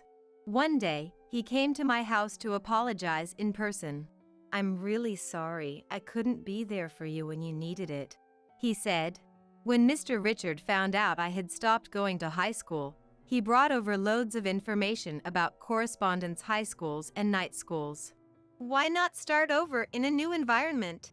"It's useless. I'm useless." My self-esteem was damaged to the limit by being ridiculed repeatedly by Donald and the others. Mr. Richard encouraged me, saying, "Brian, you'll be fine. You'll get what you deserve if the environment changes." Driven by his passion, I began studying for the GED program through distance learning. I never really hated studying, and with the active support from my parents and Mr. Richard, my studies progressed unbelievably well. Frustrated with myself for breaking under harassment, I refused to let those guys ruin my life and immersed myself in my studies. At that time, my parents, noticing my hard work but also cautioning against overdoing it, took me on a trip for a break. That was when I first boarded an airplane. What surprised me first was the imposing presence of the aircraft before boarding. I remembered how I used to love looking at vehicles in encyclopedias as a kid, especially aircraft. Then, flying in the sky, I was completely captivated by the world above. The gradually receding view of the city, the thrill of breaking through clouds, and the clear skies beyond. The beauty seen from the airplane's window made me feel freed from everything. It was a refreshing view that seemed to erase all the entanglements and regrets over my past failures. "I want to fly freely in the sky. I want to be a pilot." This vague idea became a solid determination by the time we returned from the trip. It was the first time I had a dream, and I felt my heart leap for the first time in a while. Becoming a pilot is not an easy path. It would be a burden on my parents. But I didn't want to give up on something again. While I was struggling with these thoughts, Mr. Richard visited me again. "Look at you, Brian, you seem a lot happier." He noticed my change immediately. "How's your study going?" "It's going really well lately. I've found a goal." He looked at me encouragingly. I feared being laughed at, or being told it was impossible for me. For a moment, such thoughts crossed my mind, but then I reminded myself that Mr. Richard would never do that. And then, I gathered my courage and spoke up. "I've thought about becoming a pilot." Mr. Richards' eyes widened, tears welling up in them. Seeing his face light up with joy almost made me cry too. "That's great. I'll support you. Finding a goal is a wonderful thing. Go for it," he said with a trembling voice, taking my hand. His words solidified my resolve. After that, I talked to my parents about wanting to become a pilot. My mother, Karen, looked a bit worried, but my father, Thomas, said, "That's great. I thought you've been looking more determined lately, so this was the reason. I'll support you with all I have." Then, "Yes, we will." My mother nodded. Afterward, I studied hard, passed the GED program and the aviation school exams. I worked diligently on my studies and training in aviation school and finally obtained my pilot's license. But I wasn't satisfied just yet. Aiming to be a better pilot, I won a recommendation for graduate school, where I studied cutting-edge aviation. The thesis I wrote there received higher praise than I had expected, paving the way for my doctoral studies. After earning my doctorate, I finally felt a sense of accomplishment. Though I considered staying abroad for work, I decided to return home for my parents waiting in my hometown. Back home, I got a job as a pilot with an airline company. One day, while walking to the airport exit in my casual clothes, a man in dirty overalls called out to me. I recognized his face immediately and was struck speechless. It was Donald, unforgettable, who had made my middle and high school years hell. "Look who it is, long time no see. The dropout loser who quit high school. What are you doing here? Guess you're a janitor or something. Got anything to say, dropout Brian?" I was traumatized, forgetting where I was as my mind went blank. His tone, attitude, and expression. It brought back memories of those hellish school days. Amused by my frozen state, Donald mentioned he was working here as a mechanic. He seemed to think I was a janitor or something, his attitude clearly dismissive. There seemed to be no remorse for nearly crushing a person. "You have no idea the pain you caused me." I almost lost my composure but managed to hold back my anger and simply said, "Well then, good luck," and quickly left the scene. Even after Donald was out of sight, my heart continued to beat uncomfortably for a while. Later, as the shock of that encounter began to fade, I received a call from a familiar person. It was Mr. Richard. Apparently, hearing about my achievements, Mr. Richard decided it wasn't too late to pursue his dream of graduate studies and had finally been accepted into a prestigious university in England. When I was genuinely happy for him. "There's something I'd like to ask you," he said. "I'll be flying to England, and I'd love to be on a plane piloted by you." Of course. I readily agreed, and then did everything I could to secure the pilot's seat for Mr. Richard's flight. The day of departure arrived. It was very cold, and I was walking around the aircraft for an external check, wearing a jacket over my captain's uniform. Then, I encountered Donald again. Everyone was at their posts, leaving him and me alone. Seeing me, Donald laughed and pretended to hit me with a tool. I flinched, and he said, "What, got scared? It's just a joke," with the same immaturity as before. "Hey, dropout, this is what an airplane looks like." Donald sneered openly, when a voice called from behind me. "Captain!" It was Susan, one of the cabin attendants. "Captain?" Donald looked confused, but Susan called out to me directly. "Captain, it's time for the flight. Please prepare." Understood. I'll be right there." Leaving a stunned Donald behind, I quickly made my way to Susan. Donald clicked his tongue behind me, but I felt a sense of vindication, almost like I had won something.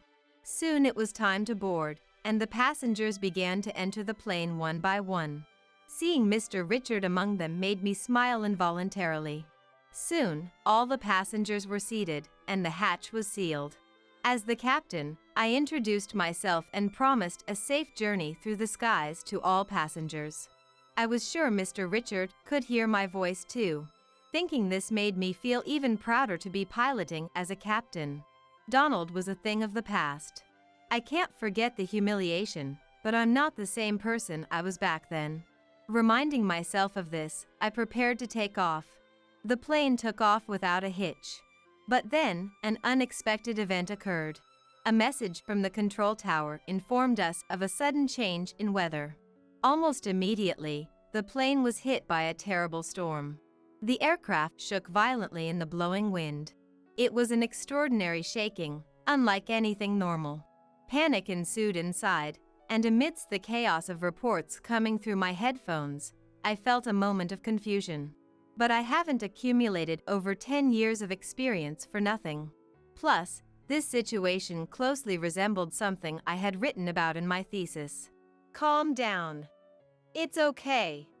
I can do this, after all the hard work I've put in. I collaborated with the co-pilot and cabin crew to ensure the aircraft's safety and to calm the panic. Soon, we managed to escape the dire situation. The aircraft gradually stabilized. When we safely landed and saw the airport, I felt a wave of relief, but the job wasn't done yet. As the captain, I apologized for the incident and then wished all passengers and crew success in their future endeavors before finishing my duties. Of course, the image of one particular mentor crossed my mind. Later, the details of the malfunction that had troubled the aircraft were revealed. It turned out that a certain part was damaged.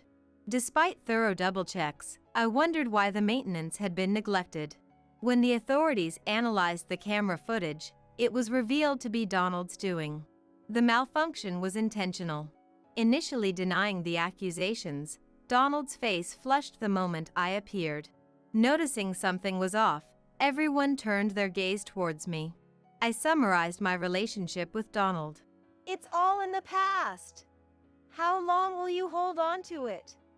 That's why you're foolish. My impromptu remark seemed to make Donald realize he had dug his own grave. He tried to deny it hastily, but it was too late. The gaze of everyone present turned towards Donald. I'm not the timid person I used to be. Looking Donald in the eye, I made it clear. The one who's been holding on to the past is you. You intended this as harassment against me, but do you realize how many lives you endangered with your actions? Do you understand the magnitude of what you've done?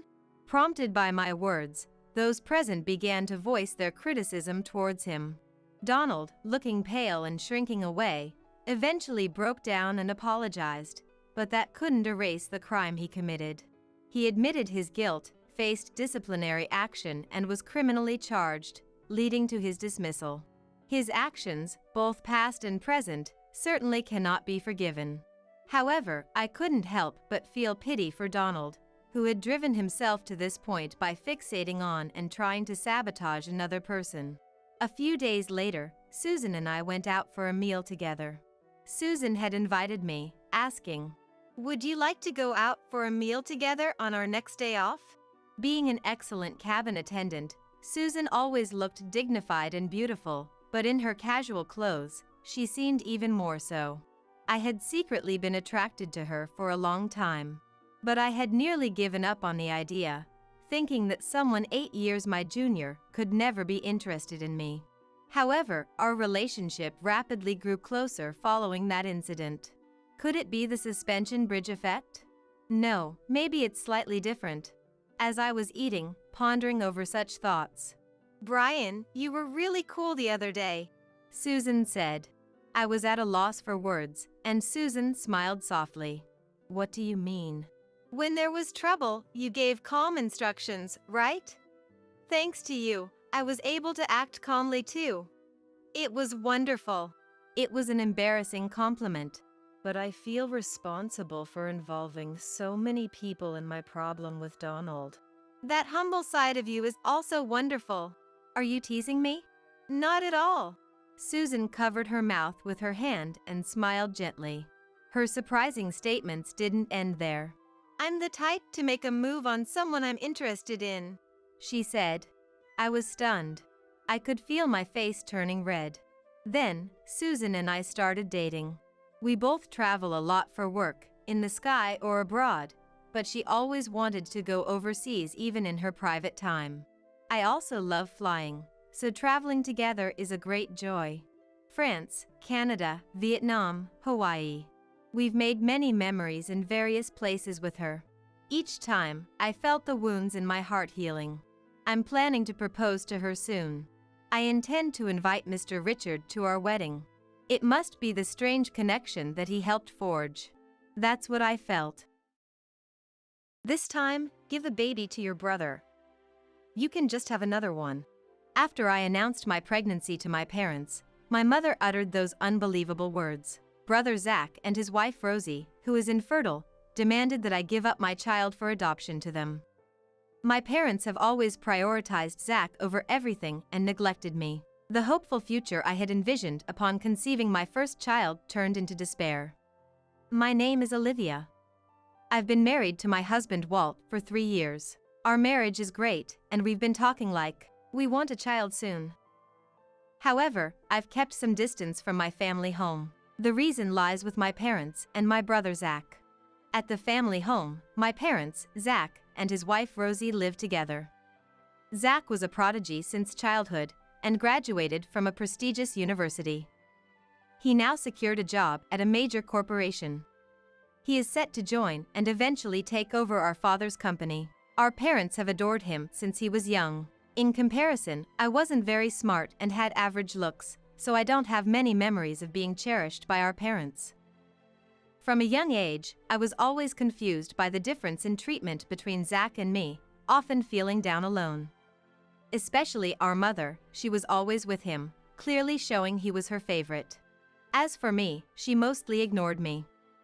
When she did talk, it was usually to put me down. Perhaps influenced by our parents, Zach looked down on me too, so we never had a good sibling relationship. I felt I had no place at home and grew increasingly isolated. For those reasons, as soon as I graduated high school, I left home. My parents, seemingly uninterested in me, didn't say much when I announced my departure. In fact, they seemed almost pleased. After leaving, I got a job.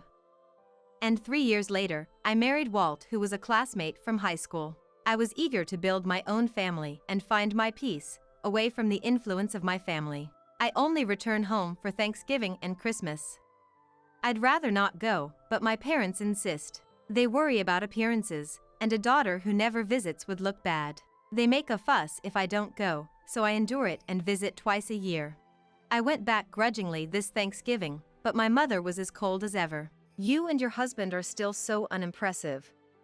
It ruins the festive mood. She started with her sarcasm right away.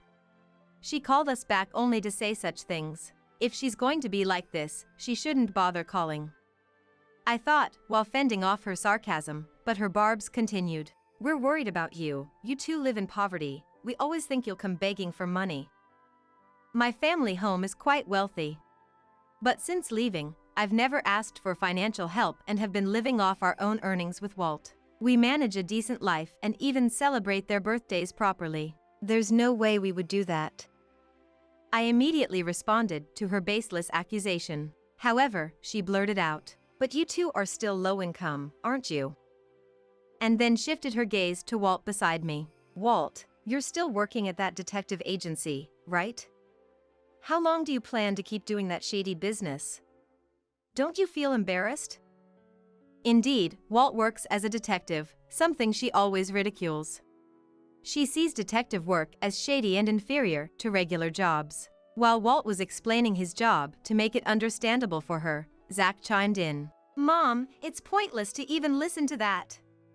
Detective work is shady, something nobody wants to get involved in.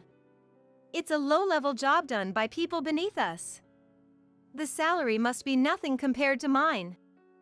Flaunting his elitism, Zach looked down on detective work, just like her. That is something we've been hearing since we got married. Walt remained silent, but I felt angry that his job was being completely dismissed. Walt has been my confidant since our student days, so he understands what my family is like. Therefore, he always accompanies me when we have to visit my parents, not wanting to leave me alone. Even though he knows he'll be subjected to unpleasantness, I still feel terribly guilty. This visit, like others, ended up being an unpleasant experience. We resolved to live modestly together, not bothered by my family. Around that time, something wonderful happened. In our 3rd year of marriage, I finally became pregnant. I was overjoyed to be expecting our first child. Considering the way my parents always disparaged me, I felt I couldn't keep my pregnancy a secret from them. So, I visited my family home to announce it.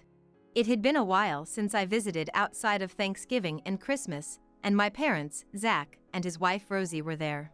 The response to my announcement was unexpected. Upon hearing my news, my mother suddenly raised her voice. "How dare you say such a thing in front of Zach?" I was surprised by her reaction. I hadn't expected congratulations, but this was unexpected. I was puzzled by her reference to Zach, and as I tilted my head in confusion, she revealed a shocking truth. "Zach can't have children, due to Rosie's constitution. How could you be so insensitive with your announcement?" I had no idea that they were infertile. Stunned by her unexpected words, I turned to look at the two. Zach looked uncomfortable and resigned. Meanwhile, Rosie was looking down solemnly. "You dare have a child before Zach. If it weren't for Rosie, this wouldn't have happened." She sighed dramatically, glancing back and forth between Rosie and me. Observing that, Zach intervened. "You know, Rosie feels guilty enough as it is. Don't be too hard on her, Mom." I was a bit surprised to hear he defend Rosie. From my occasional visits, I knew that his attitude towards Rosie was never that kind. "You're really kind, Zach. Rosie, if it weren't for being Zach's wife, you'd have been divorced long ago." Hearing Zach's words, our mother glared at Rosie. Indeed, knowing them, they might have divorced Rosie immediately upon learning of her infertility. But perhaps Zach does have some affection for his wife. I pondered that as I watched he calm our mother down. "Well, I've made my announcement, so I'll be heading home." The atmosphere had turned to blaming Rosie because of my announcement, so I decided to leave quickly. But then, my mother turned to me and said something unbelievable. "The baby you're having, give it to Zach." "What?" I couldn't help but exclaim in shock at her outrageous suggestion. "What does she mean, give my baby to Zach? You can have another child since you're capable of having one. Since Rosie seems unable to. So giving that baby to Zach as an adopted child will bring peace to our family." Peace? What is she talking about? How could they think of taking my baby for him, just because he can't have children? That's absurd and unjustifiable. When I insisted I would never agree to such a thing, my mother retorted, "Look, this is our long-awaited first grandchild. I'll let it grow around me. It's only right that we get to raise it. Zach will take over the company, so we will raise the baby." She made such infuriating arguments, planning to take away my unborn child just to ensure a successor for our father's company. She talked about the process of adoption as if she had researched it, but I was too furious to listen. Seeing how irritated I was, Zach added something unbelievable. "Well, since Rosie can't have children, it's good for her that you got pregnant at this time. At least you're finally contributing to this family." I couldn't believe it, but Zach seemed to agree with her. Even our father, who usually says nothing, nodded in agreement from behind them. It seemed the whole family was ready to claim my baby as their own. I couldn't believe how casually Zach spoke such terrible words to his own wife, acting as if nothing was wrong. Realizing that talking further was pointless, I decided to leave immediately. They only said, "Make sure to give us an answer next time you come," and didn't even come out to see me off. Only Rosie, who must have been deeply hurt, silently saw me off. Even after returning home, my anger didn't subside. Far from celebrating my pregnancy, they made an unreasonable and absurd demand. Thinking about the future made me feel gloomy. They would probably keep pushing for adoption after the baby was born. Walt was also shocked when he heard the story from me after returning from work. Even he was at a loss for words. He understands my family, but the situation being beyond belief. A few days later, we had an unexpected visitor at home. "What brings you here so suddenly? It's rare to see you alone." It was Rosie. She looked haggard, her skin lacked luster, and her hair was disheveled. As she looked at us, her eyes brimmed with tears. "Olivia, I'm so sorry about the other day." She must be referring to when I went to announce my pregnancy. It wasn't her fault though. She seemed to feel guilty about the unreasonable demands made by my family. Then, she began to speak about something unexpected. Actually, I have something I want to talk to you about. What could it be? I invited her in to hear her out. What she revealed was shocking, and my anger surged again. Trying hard to suppress her anger, she calmly told me a significant truth. Walt had been quietly listening to our conversation, but spoke up as our talk wound down, saying, "Actually," and revealed information to me. It was as astonishing and infuriating as Rosie's confession. Although Rosie had been listening to Walt's story, her teared up again. Having been informed of this significant fact by Walt and Rosie, I made a decision. To punish my parents and Zach. I swore to myself to settle past grievances and seek revenge. 3 months later, my belly beginning to show, I visited my family home with Walt. There were my parents, Zach, and Rosie. "You've decided to give the baby to Zach, right?" My mother asked, without even a greeting. It seemed she could only think of my baby being adopted by Zach. "I told you before, that's not going to happen." As I responded, my parents glared at me, as if they couldn't accept it. "No matter what you say, we're taking that baby. Stop being so stubborn." My mother appeared infuriated by my resistance. Feeling the same way, Zach and my father just glared at me without stopping her. "No matter how much you yell, I will never give the baby away. Instead, I came today to show something to you guys. Is that okay, Rosie?" I said, then made eye contact with Rosie. She nodded, still looking into my eyes. "Rosie intends to divorce Zach. And the reason is this." I pulled several photos from an envelope I had brought. That was my purpose for coming today. "These are..." Seeing the photos, Zach was speechless.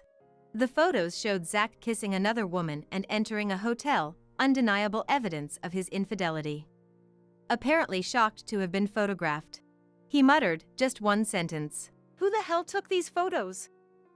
Our parents, standing next to Zach, looked bewildered and alternated their gaze between him and me. They probably had no idea that he was having an affair. "It was Walt who took these." "What?" Yes, Walt had taken the photos. Walt had been silently watching that unfold, but began to explain how he came to take the photos. As a detective, he had incidentally seen Zach walking in downtown with an unknown woman while investigating a case. Out of curiosity, he conducted his own investigation and discovered that Zach was having an affair with that woman by pretending to be single. The decisive moment was captured in those photos. Zach seemed to think he had cleverly kept his affair secret. He was dumbfounded and at a loss for words. "Adultery is a valid reason for divorce. Make sure you pay Rosie a proper compensation." Amidst the tense atmosphere, Zach spoke. "I got stuck with a wife who's so incompetent. It's okay to have a little fun outside, right?" Rosie and I were speechless. Instead of apologizing, he blamed Rosie for his infidelity. "That's right, you're right. Rosie, it's because you're incompetent. To think you're acting all high and mighty about divorce." Our mother joined in, supporting his retort. They were desperately trying to blame Rosie, probably not wanting to be at a disadvantage themselves. I guess after I left, she must have been treated coldly by this family, just like I was. Thinking about it made me feel terribly sorry for her. Therefore, I decided to confront this family today. To save myself and Rosie, who had been neglected all that time, I pushed them further into a corner by blaming Rosie. "Zach, you made fun of Walt, but the investigative skills of a professional detective are extraordinary. As soon as he started investigating, evidence kept piling up. And then, we found out something shocking about your mistress." Saying that, I saw my parents tensing up, wondering what shocking fact would come out next. "The woman you're having an affair with seems to be the daughter of a mafia boss." As soon as I revealed it, Zach stiffened as if frozen. He must not have known that. Immediately, my mother screamed. "What? Is that true?" Her beloved son's mistress being the daughter of a mafia boss. Upon knowing the full extent of the shocking truth, she collapsed to the ground, covering her face with both hands. My father also pressed his head with both hands, as if he had heard something terrifying. Zach, you were pretending to be single while dating her, correct? Right, he had hidden his marital status to have an affair with the woman. If she finds out that she's been deceived by a married man, what do you think will happen? What will her parents do when they learn their daughter was tricked by a married man? It would be better to tell them, right? With my threatening words, now clearly realizing the identity of the woman he had been deceiving, Zach started to panic. No! I didn't know either. I was deceived too. Our parents, domineering just a moment ago, were now completely confused by this unforeseen revelation. Then, Rosie began to speak in front of the flustered. You didn't just deceive your mistress, did you? With her words, tension returned to the room. Then, she repeated what she had told me during her visit. You are infertile, aren't you? At that moment, Zach's face showed an "oh no" expression. Our parents looked at him in shock. They had blamed Rosie for not being able to have a baby, but the cause was actually Zach himself. Did you know, Rosie? That was all he could manage to say. The stunned parents were visibly shaken by the harsh impact. As they struggled to find their next words, Rosie delivered the final blow. I found it accidentally while cleaning the room. Rosie had stumbled upon his infertility diagnosis, hidden in his desk drawer. He couldn't admit that to his doting parents, so he kept that fact a secret and blamed infertility on Rosie. Believing his words, our parents had blamed Rosie. His protective comments about Rosie when I announced my pregnancy were probably due to his guilt over the issue. Being blamed for not being able to have a baby, I suffered every day. And the talk turned to taking Olivia's child. I was just so sad. Rosie declared that with a calm and unchanged expression. In contrast, my parents had just learned the shocking truth and were in a panic. To think Zach will never have a baby, that's just...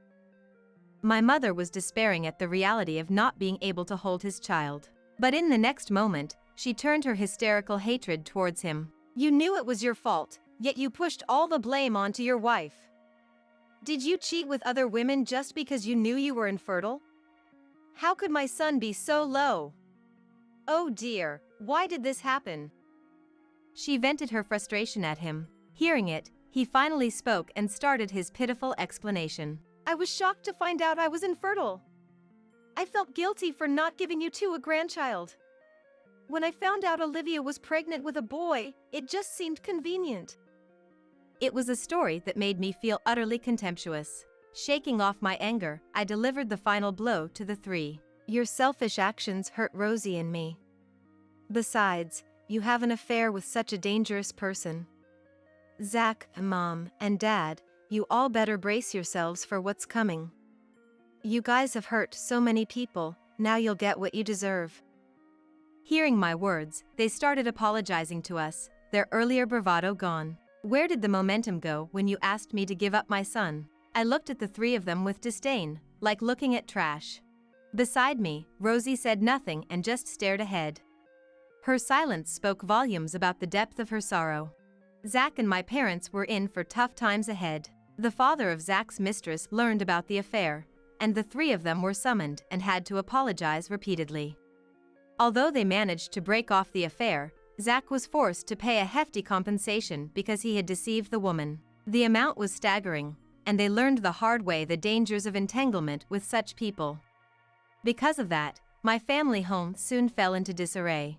My father was forced to resign as company president due to the public scandal. My mother became isolated, seen with disdain by the neighbors, and withdrew into herself. The relationship between my parents became hostile, constantly arguing over Zach.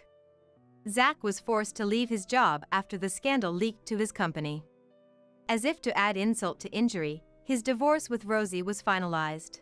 Losing his job and having to pay compensation to Rosie, Zach was trapped in a life of relentless work. Around the time Rosie successfully left the family home, I gave birth to a healthy baby boy. Both the baby and I were in good health, and I savored the joy of welcoming a new life. The happy days for our family of three began. Then, Walt and I decided to cut all ties with my family. I had been torn about severing ties with such parents and brother, but that incident made me realize it was best for my son. Even without them, I have an irreplaceable family now. I've decided to cherish only my precious family from now on. I'm going to marry your sister. ATM is no longer needed. I could hear the mocking laughter over the phone. But I didn't let out a surprised sound. I thought if I played into their hands, it would weaken my position. And by now, I had not an iota of love left for my husband, Zach. Okay, brace yourself. I replied calmly, but inside, anger was boiling over. Zach, who dumped all the childcare, elder care, and housework on me, was enjoying an affair with my sister, Nicole. And Nicole too, after borrowing all that money from me, she slept with my husband and even called me an ATM at the end. It was unforgivable. You're okay with us divorcing, right? When Zach pressed me, I simply nodded yes. On the other end of the phone, the two of them cheered. Enjoy it while you can. There's no way they won't get their comeuppance for belittling me like this. I bit my lip hard. My name is Maggie. I'm 60 years old, living with my husband Zach, who's 5 years my senior. Our son, Alan, is 30 this year, already independent and out of the house. I was working part-time at a grocery store until recently, but due to the recent surge in prices, I was forced into early retirement for cost-cutting. The manager, who was very kind since I worked there for many years, even gave me a severance package despite being part-time. It's a bit sad to retire before reaching the age of retirement, but working at the grocery store definitely helped me grow. So I'm very grateful to the manager who continued to employ me. One might think I'm set for a slow life in retirement, but actually, I'm having some domestic issues. Well, more with Zach than with the household. With our loveless and distant marriage, I'm very anxious about living together for many more years. Why did it come to this? Let me start from the beginning. I met Zach over 40 years ago. Back then, I was a student job hunting, talking to various industry veterans. Most of them were seniors from the newspaper club I was part of.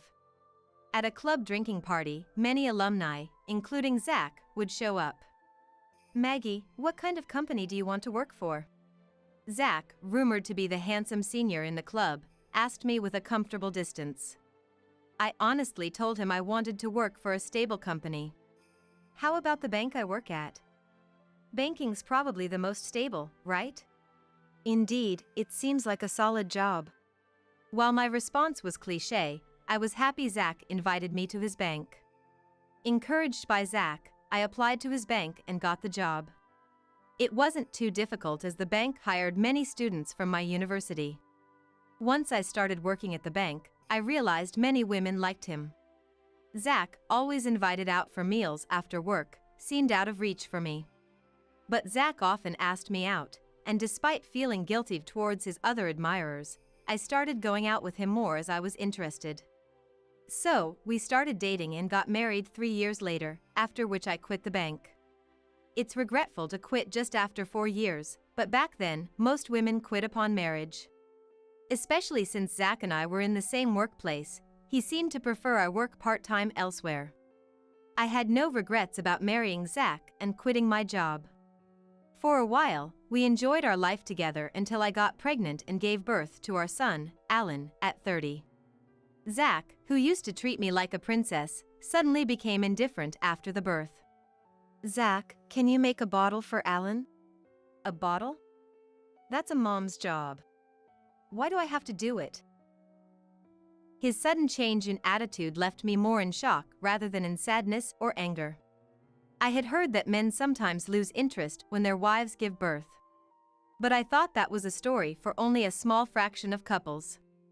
I never imagined that Zach, who loved me so much, would suddenly cast me aside like throwing something into the open sea after I had our child. From then on, every day was a whirlwind. Zach continued to refuse to help with the baby. Taking care of the baby is a mom's job. Plus, you're a housewife, so it's natural for you to take care of it. I'm busy with work. Zach had his plausible reasons, but they didn't satisfy me.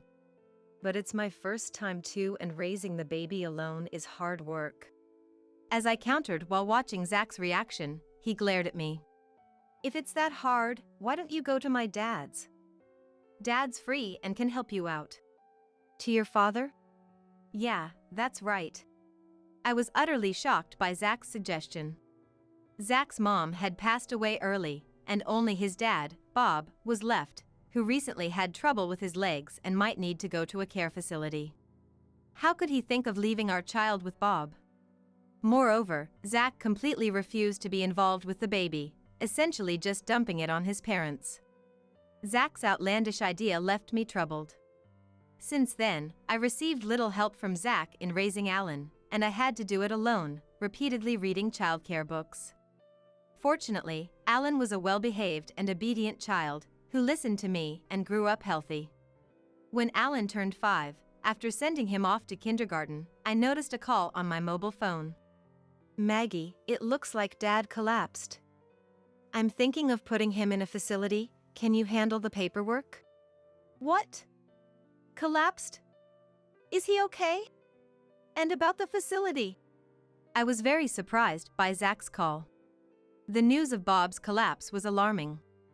I hoped he had been taken to the hospital in time. Given Bob's leg condition, it must have been quite a struggle. Bob had always been fond of me, treating me like his own daughter, and I regularly took Alan to visit him, even without Zach asking. The in-laws' house was about a 40-minute drive from our home. Every time we visited, "Thank you for coming all this way," Bob would say with a kind smile. Alan and I both loved Bob and, despite the distance, always wanted to visit him again and again. Hearing that Bob had collapsed, I was filled with anxiety, but Zach only mentioned putting him in a facility in a matter-of-fact tone, which irritated me. Just handle it. I'm busy with work, okay? Wait a minute. Zach cut the call quickly after saying his piece. The idea of putting Bob in a facility was unthinkable to me. Unless it was Bob's own wish, it seemed like Zach was just deciding to put him in a facility on his own.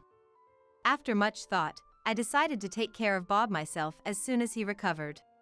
When I arrived at the hospital where Bob had been sent, he was in the hospital room and had already regained his consciousness.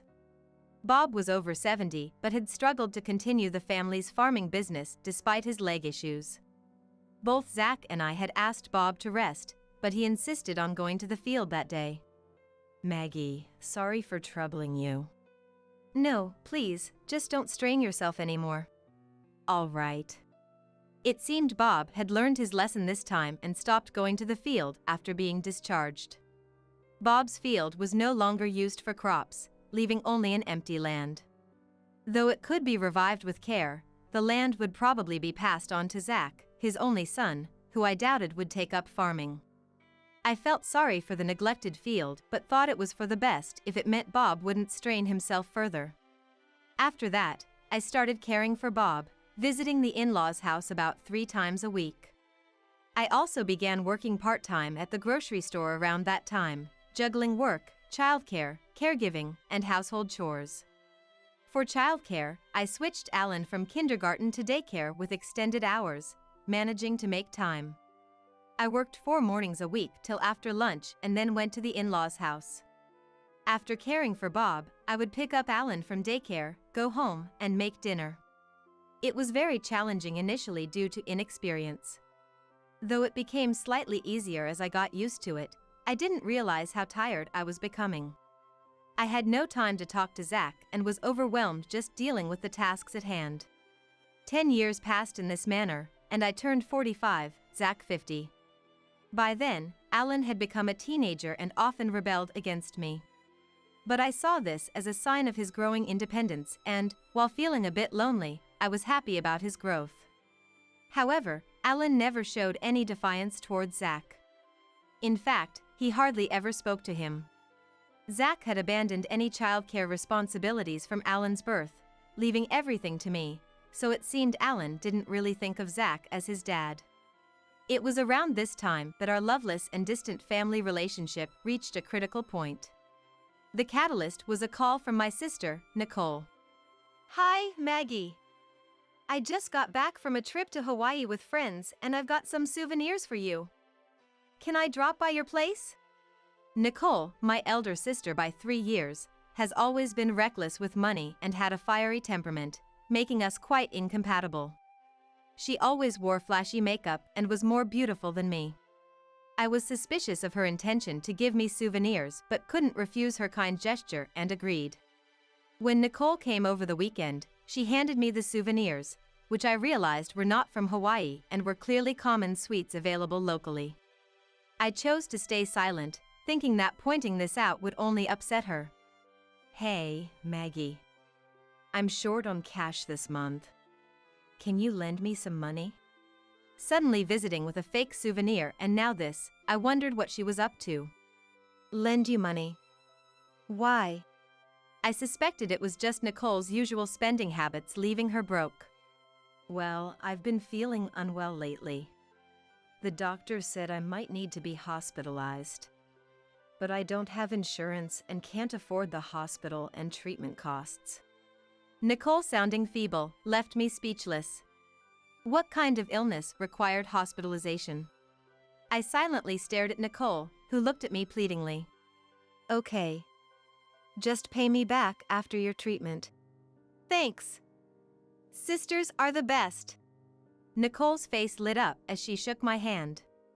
Despite our differences, she was my sister and I wanted her to get well soon if she was ill. By the way, when is Zach getting back? Once Nicole knew I'd lend her the money, she casually asked this.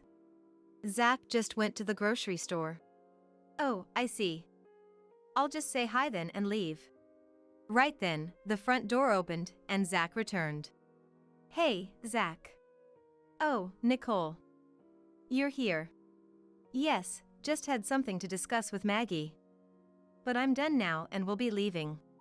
As Nicole stood up and passed by Zach, she seemed to whisper something in his ear. After Nicole left. What did Nicole say to you earlier? I asked, but nothing important. Zach evaded the question. I remained curious but soon forgot about it. The discovery of Zach and Nicole's affair happened a month later. I planned to visit Bob that day, but work got extended, so I postponed my visit to the in-laws' house to the next day and went home as usual. Alan was at the library, so only Zach should have been home. Why are there women's shoes here? As I took off my shoes at the entrance, I noticed a familiar pair of heels. They were the high heels Nicole wore over the weekend. Entering the house, the living room was empty, which relieved me momentarily. But then, from the bedroom, I heard faint, indiscreet voices of Zach and Nicole. What are they doing? I considered confronting them right then but hesitated at the last moment. What if Zach demands a divorce after being exposed? Alan wouldn't want to live with Zach. But I wasn't confident I could afford Alan's education fees alone. If we were to divorce, I wanted to wait until Alan had graduated from college. Frustrated, I decided to leave the house, pretending I saw nothing. Instead, I gathered evidence of the affair, taking photos of their traces and secretly saving the exchanges between Zach and Nicole from his mobile phone. It appeared they had been having an affair for about 6 months. Despite the anger boiling inside me, I reminded myself it was for Alan and endured, not exposing the affair. Another 15 years have passed since then, and Alan is now part of the working world.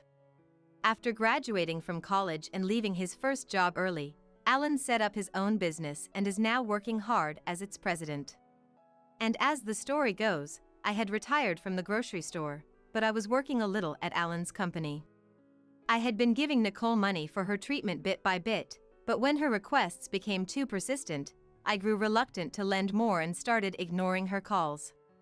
In fact, the signs of Nicole and Zach's affair had disappeared about a year after it came to light. Zach probably got bored of Nicole. He changed his mind and chose to stay married to me. Knowing this, I couldn't bring myself to pursue the matter of the affair anymore and decided to pretend it never happened. But I realized my naivety when I heard about Bob's death. I got the news about Bob from Zach during the day. Bob had lived a long life until 95, but I was deeply shocked by the loss of Bob, who I had cared for so long. Bob, unlike Zach, was kind and considerate, so his passing felt like losing my own parent. Yet even then, Zach said, Dad seems to have accumulated a lot of wealth, so that's exciting. Laughing.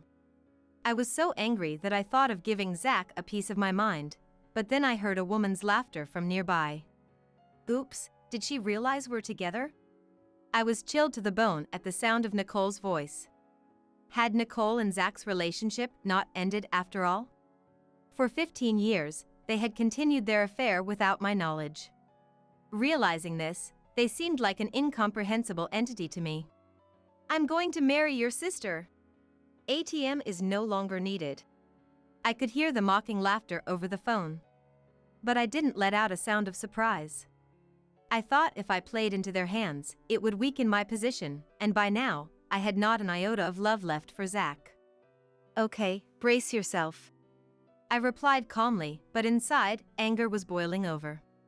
Zach, who dumped all the childcare, elder care, and housework on me, was enjoying an affair with Nicole. And Nicole too, after borrowing all that money from me, she slept with my husband and even called me an ATM at the end. It was unforgivable.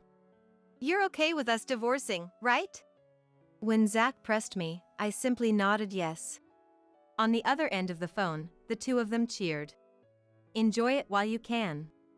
There's no way they won't get their comeuppance for belittling me like this. I bit my lip hard. After Bob's funeral, I filed for divorce as promised. When I informed Zach, he seemed so delighted that it felt like he was doing it on purpose. Now that we're divorced, you should leave this house as soon as possible. Me leave? I asked, surprised, and Zach nodded as if it were obvious. I'm going to live with Nicole, and you'll be living alone. This house is too big for one person. Anger turned to disbelief, and I said, okay. Too weary to argue, and agreed to Zach's demands. Though upset, I had already considered my living situation before the divorce. Leaving our home, I headed to Alan's, who was living independently. I had contacted Alan beforehand, and he welcomed his mom, who had just left Zach, with open arms. He's truly a kind son. I resolved to work even harder at Alan's company. A few days later, a man claiming to be a lawyer contacted me. When I went to the specified location, Zach, Nicole, and the lawyer were seated.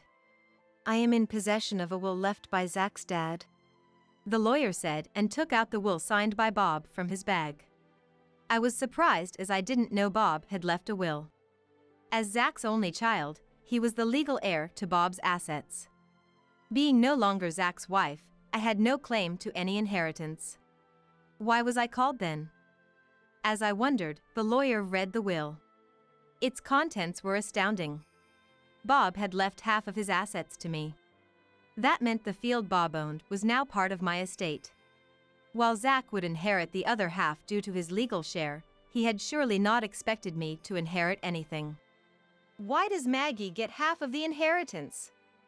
I'm his only son, I should receive it all.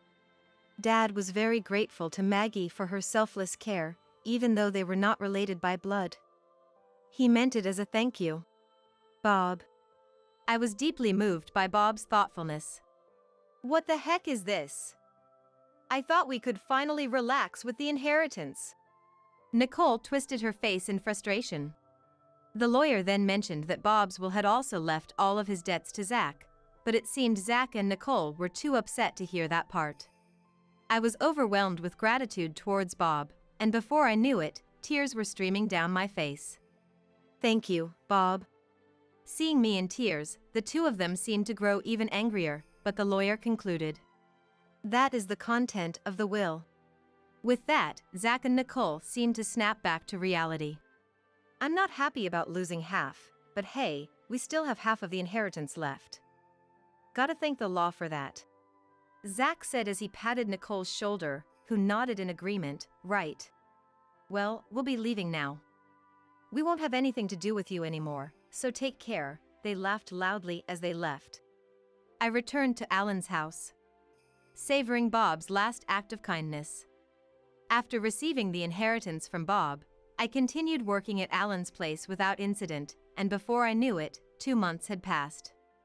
That's when Zach called me, on a Sunday. Alan and I were both off work, relaxing at home, but my mobile phone started ringing insistently. Zach! The air froze between me and Alan as we realized it was Zach calling. Why is Dad calling? He abandoned you, and now what does he want? You don't have to answer. Alan said so, but the phone kept ringing persistently. Irritated, I decided to answer to silence Zach. What is it, calling me repeatedly? You said we wouldn't have anything to do with each other ever again. I answered with a tone of annoyance, but Zach seemed not to hear me and started talking frantically. Hey, what's going on? Why are you working at Alan's company? And why is Alan's company being featured on TV? And what's with showing your fancy house? Zach's near hysterical voice echoed through the phone, causing Alan to frown. You saw the TV. I realized why Zach was calling all of a sudden. Recently, a TV station had interviewed Zach's gym, and it was broadcast yesterday. Alan's gym, which combines a gym and cafe, had caught the TV station's interest due to its novelty. Since opening, the gym had rapidly increased its membership, and Alan appeared on TV as a successful young entrepreneur, even showcasing our home as Zach mentioned. The house we live in now, Alan's home, is quite luxurious, far surpassing the neighboring houses in size. So Zach saw Alan's house and was shocked enough to call. What do you mean you guys are living in such a big house? Over here, Nicole used up all of Dad's inheritance, and I even got left with his debts. Damn it, I didn't hear about that from the lawyer back then. Zach yelled angrily over the phone. But back then, the lawyer did mention that Bob had left all his debts to Zach. It wasn't my fault that Zach had not listened, and it was none of my business. It's none of my business, Zach. The lawyer clearly mentioned it, and it's your responsibility for not paying attention. Besides, you knew about Nicole's spending habits even before marrying her, right? I gave her money for treatment and haven't been repaid yet.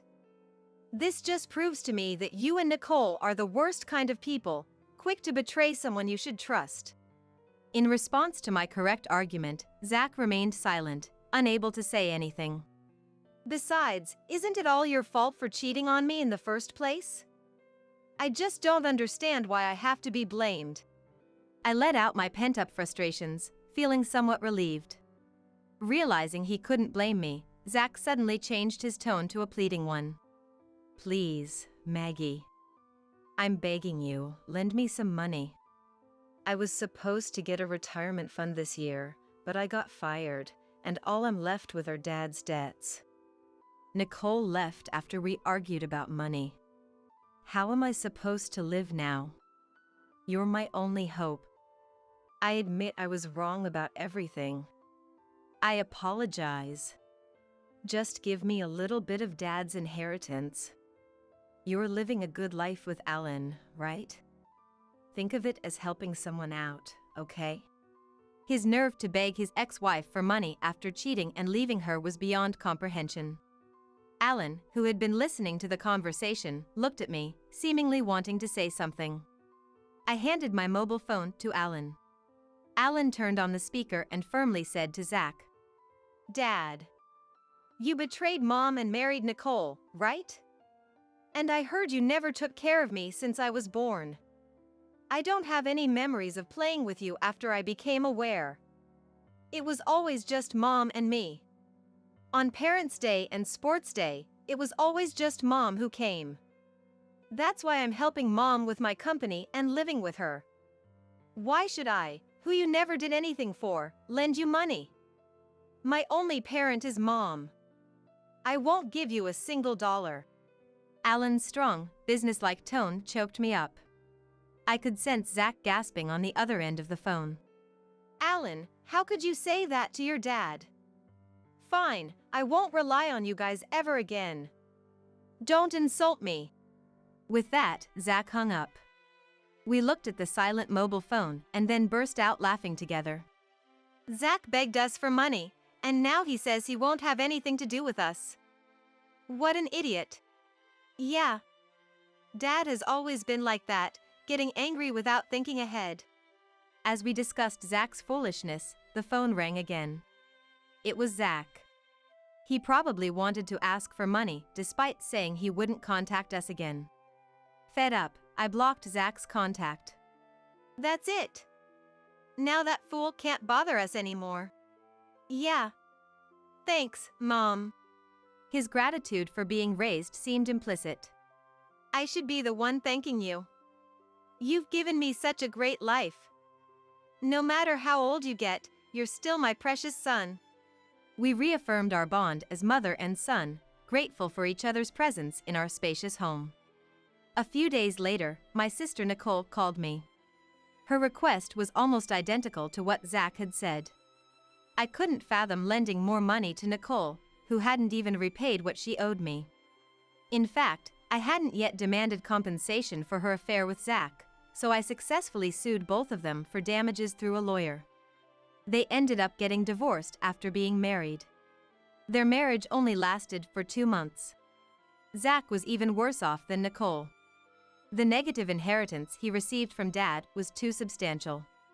Bob had borrowed a lot of money for farming, managing it all by himself. I hadn't known about it. While caring for Bob, he often complained about Zach. Bob was able to forgive Zach for not taking over the farming business, but the fact that he didn't take care of Alan and not visit his own father was unforgivable. He was also furious with the way Zach treated me, and I always tried to soothe him, saying it was okay. If kind Bob was that angry, Zach must have been quite a negligent son. All of Zach's expected retirement funds were gone due to his dismissal for misconduct. Rumor has it he even tried to embezzle money from his bank to pay off his debts. Had he just worked quietly until the end, he would have received his retirement money. His greed was his downfall. Now, while receiving a pension, he seems to be working 3 part-time jobs to pay off his debts. Starting a new job at 65 and being taught by younger people as a newcomer must be shattering his pride. Although he has worked as a bank employee for many years, his part-time job as a new employee involves a lot of odd jobs. A hard adjustment for someone who never did housework, childcare, or elder care. He'll likely give up soon enough. For Zach, who neglected his son and cheated with Nicole for years, it's a fitting punishment. I hope he manages until the end. As for me, I'm still working energetically at Alan's workplace. The staff, who are around my child's age, treat me very kindly. Our workplace is always full of smiles, attracting many customers. Alan recently got engaged to a girl a year younger than him and introduced her to me. She's a wonderful, sensible young lady. Well respected at work.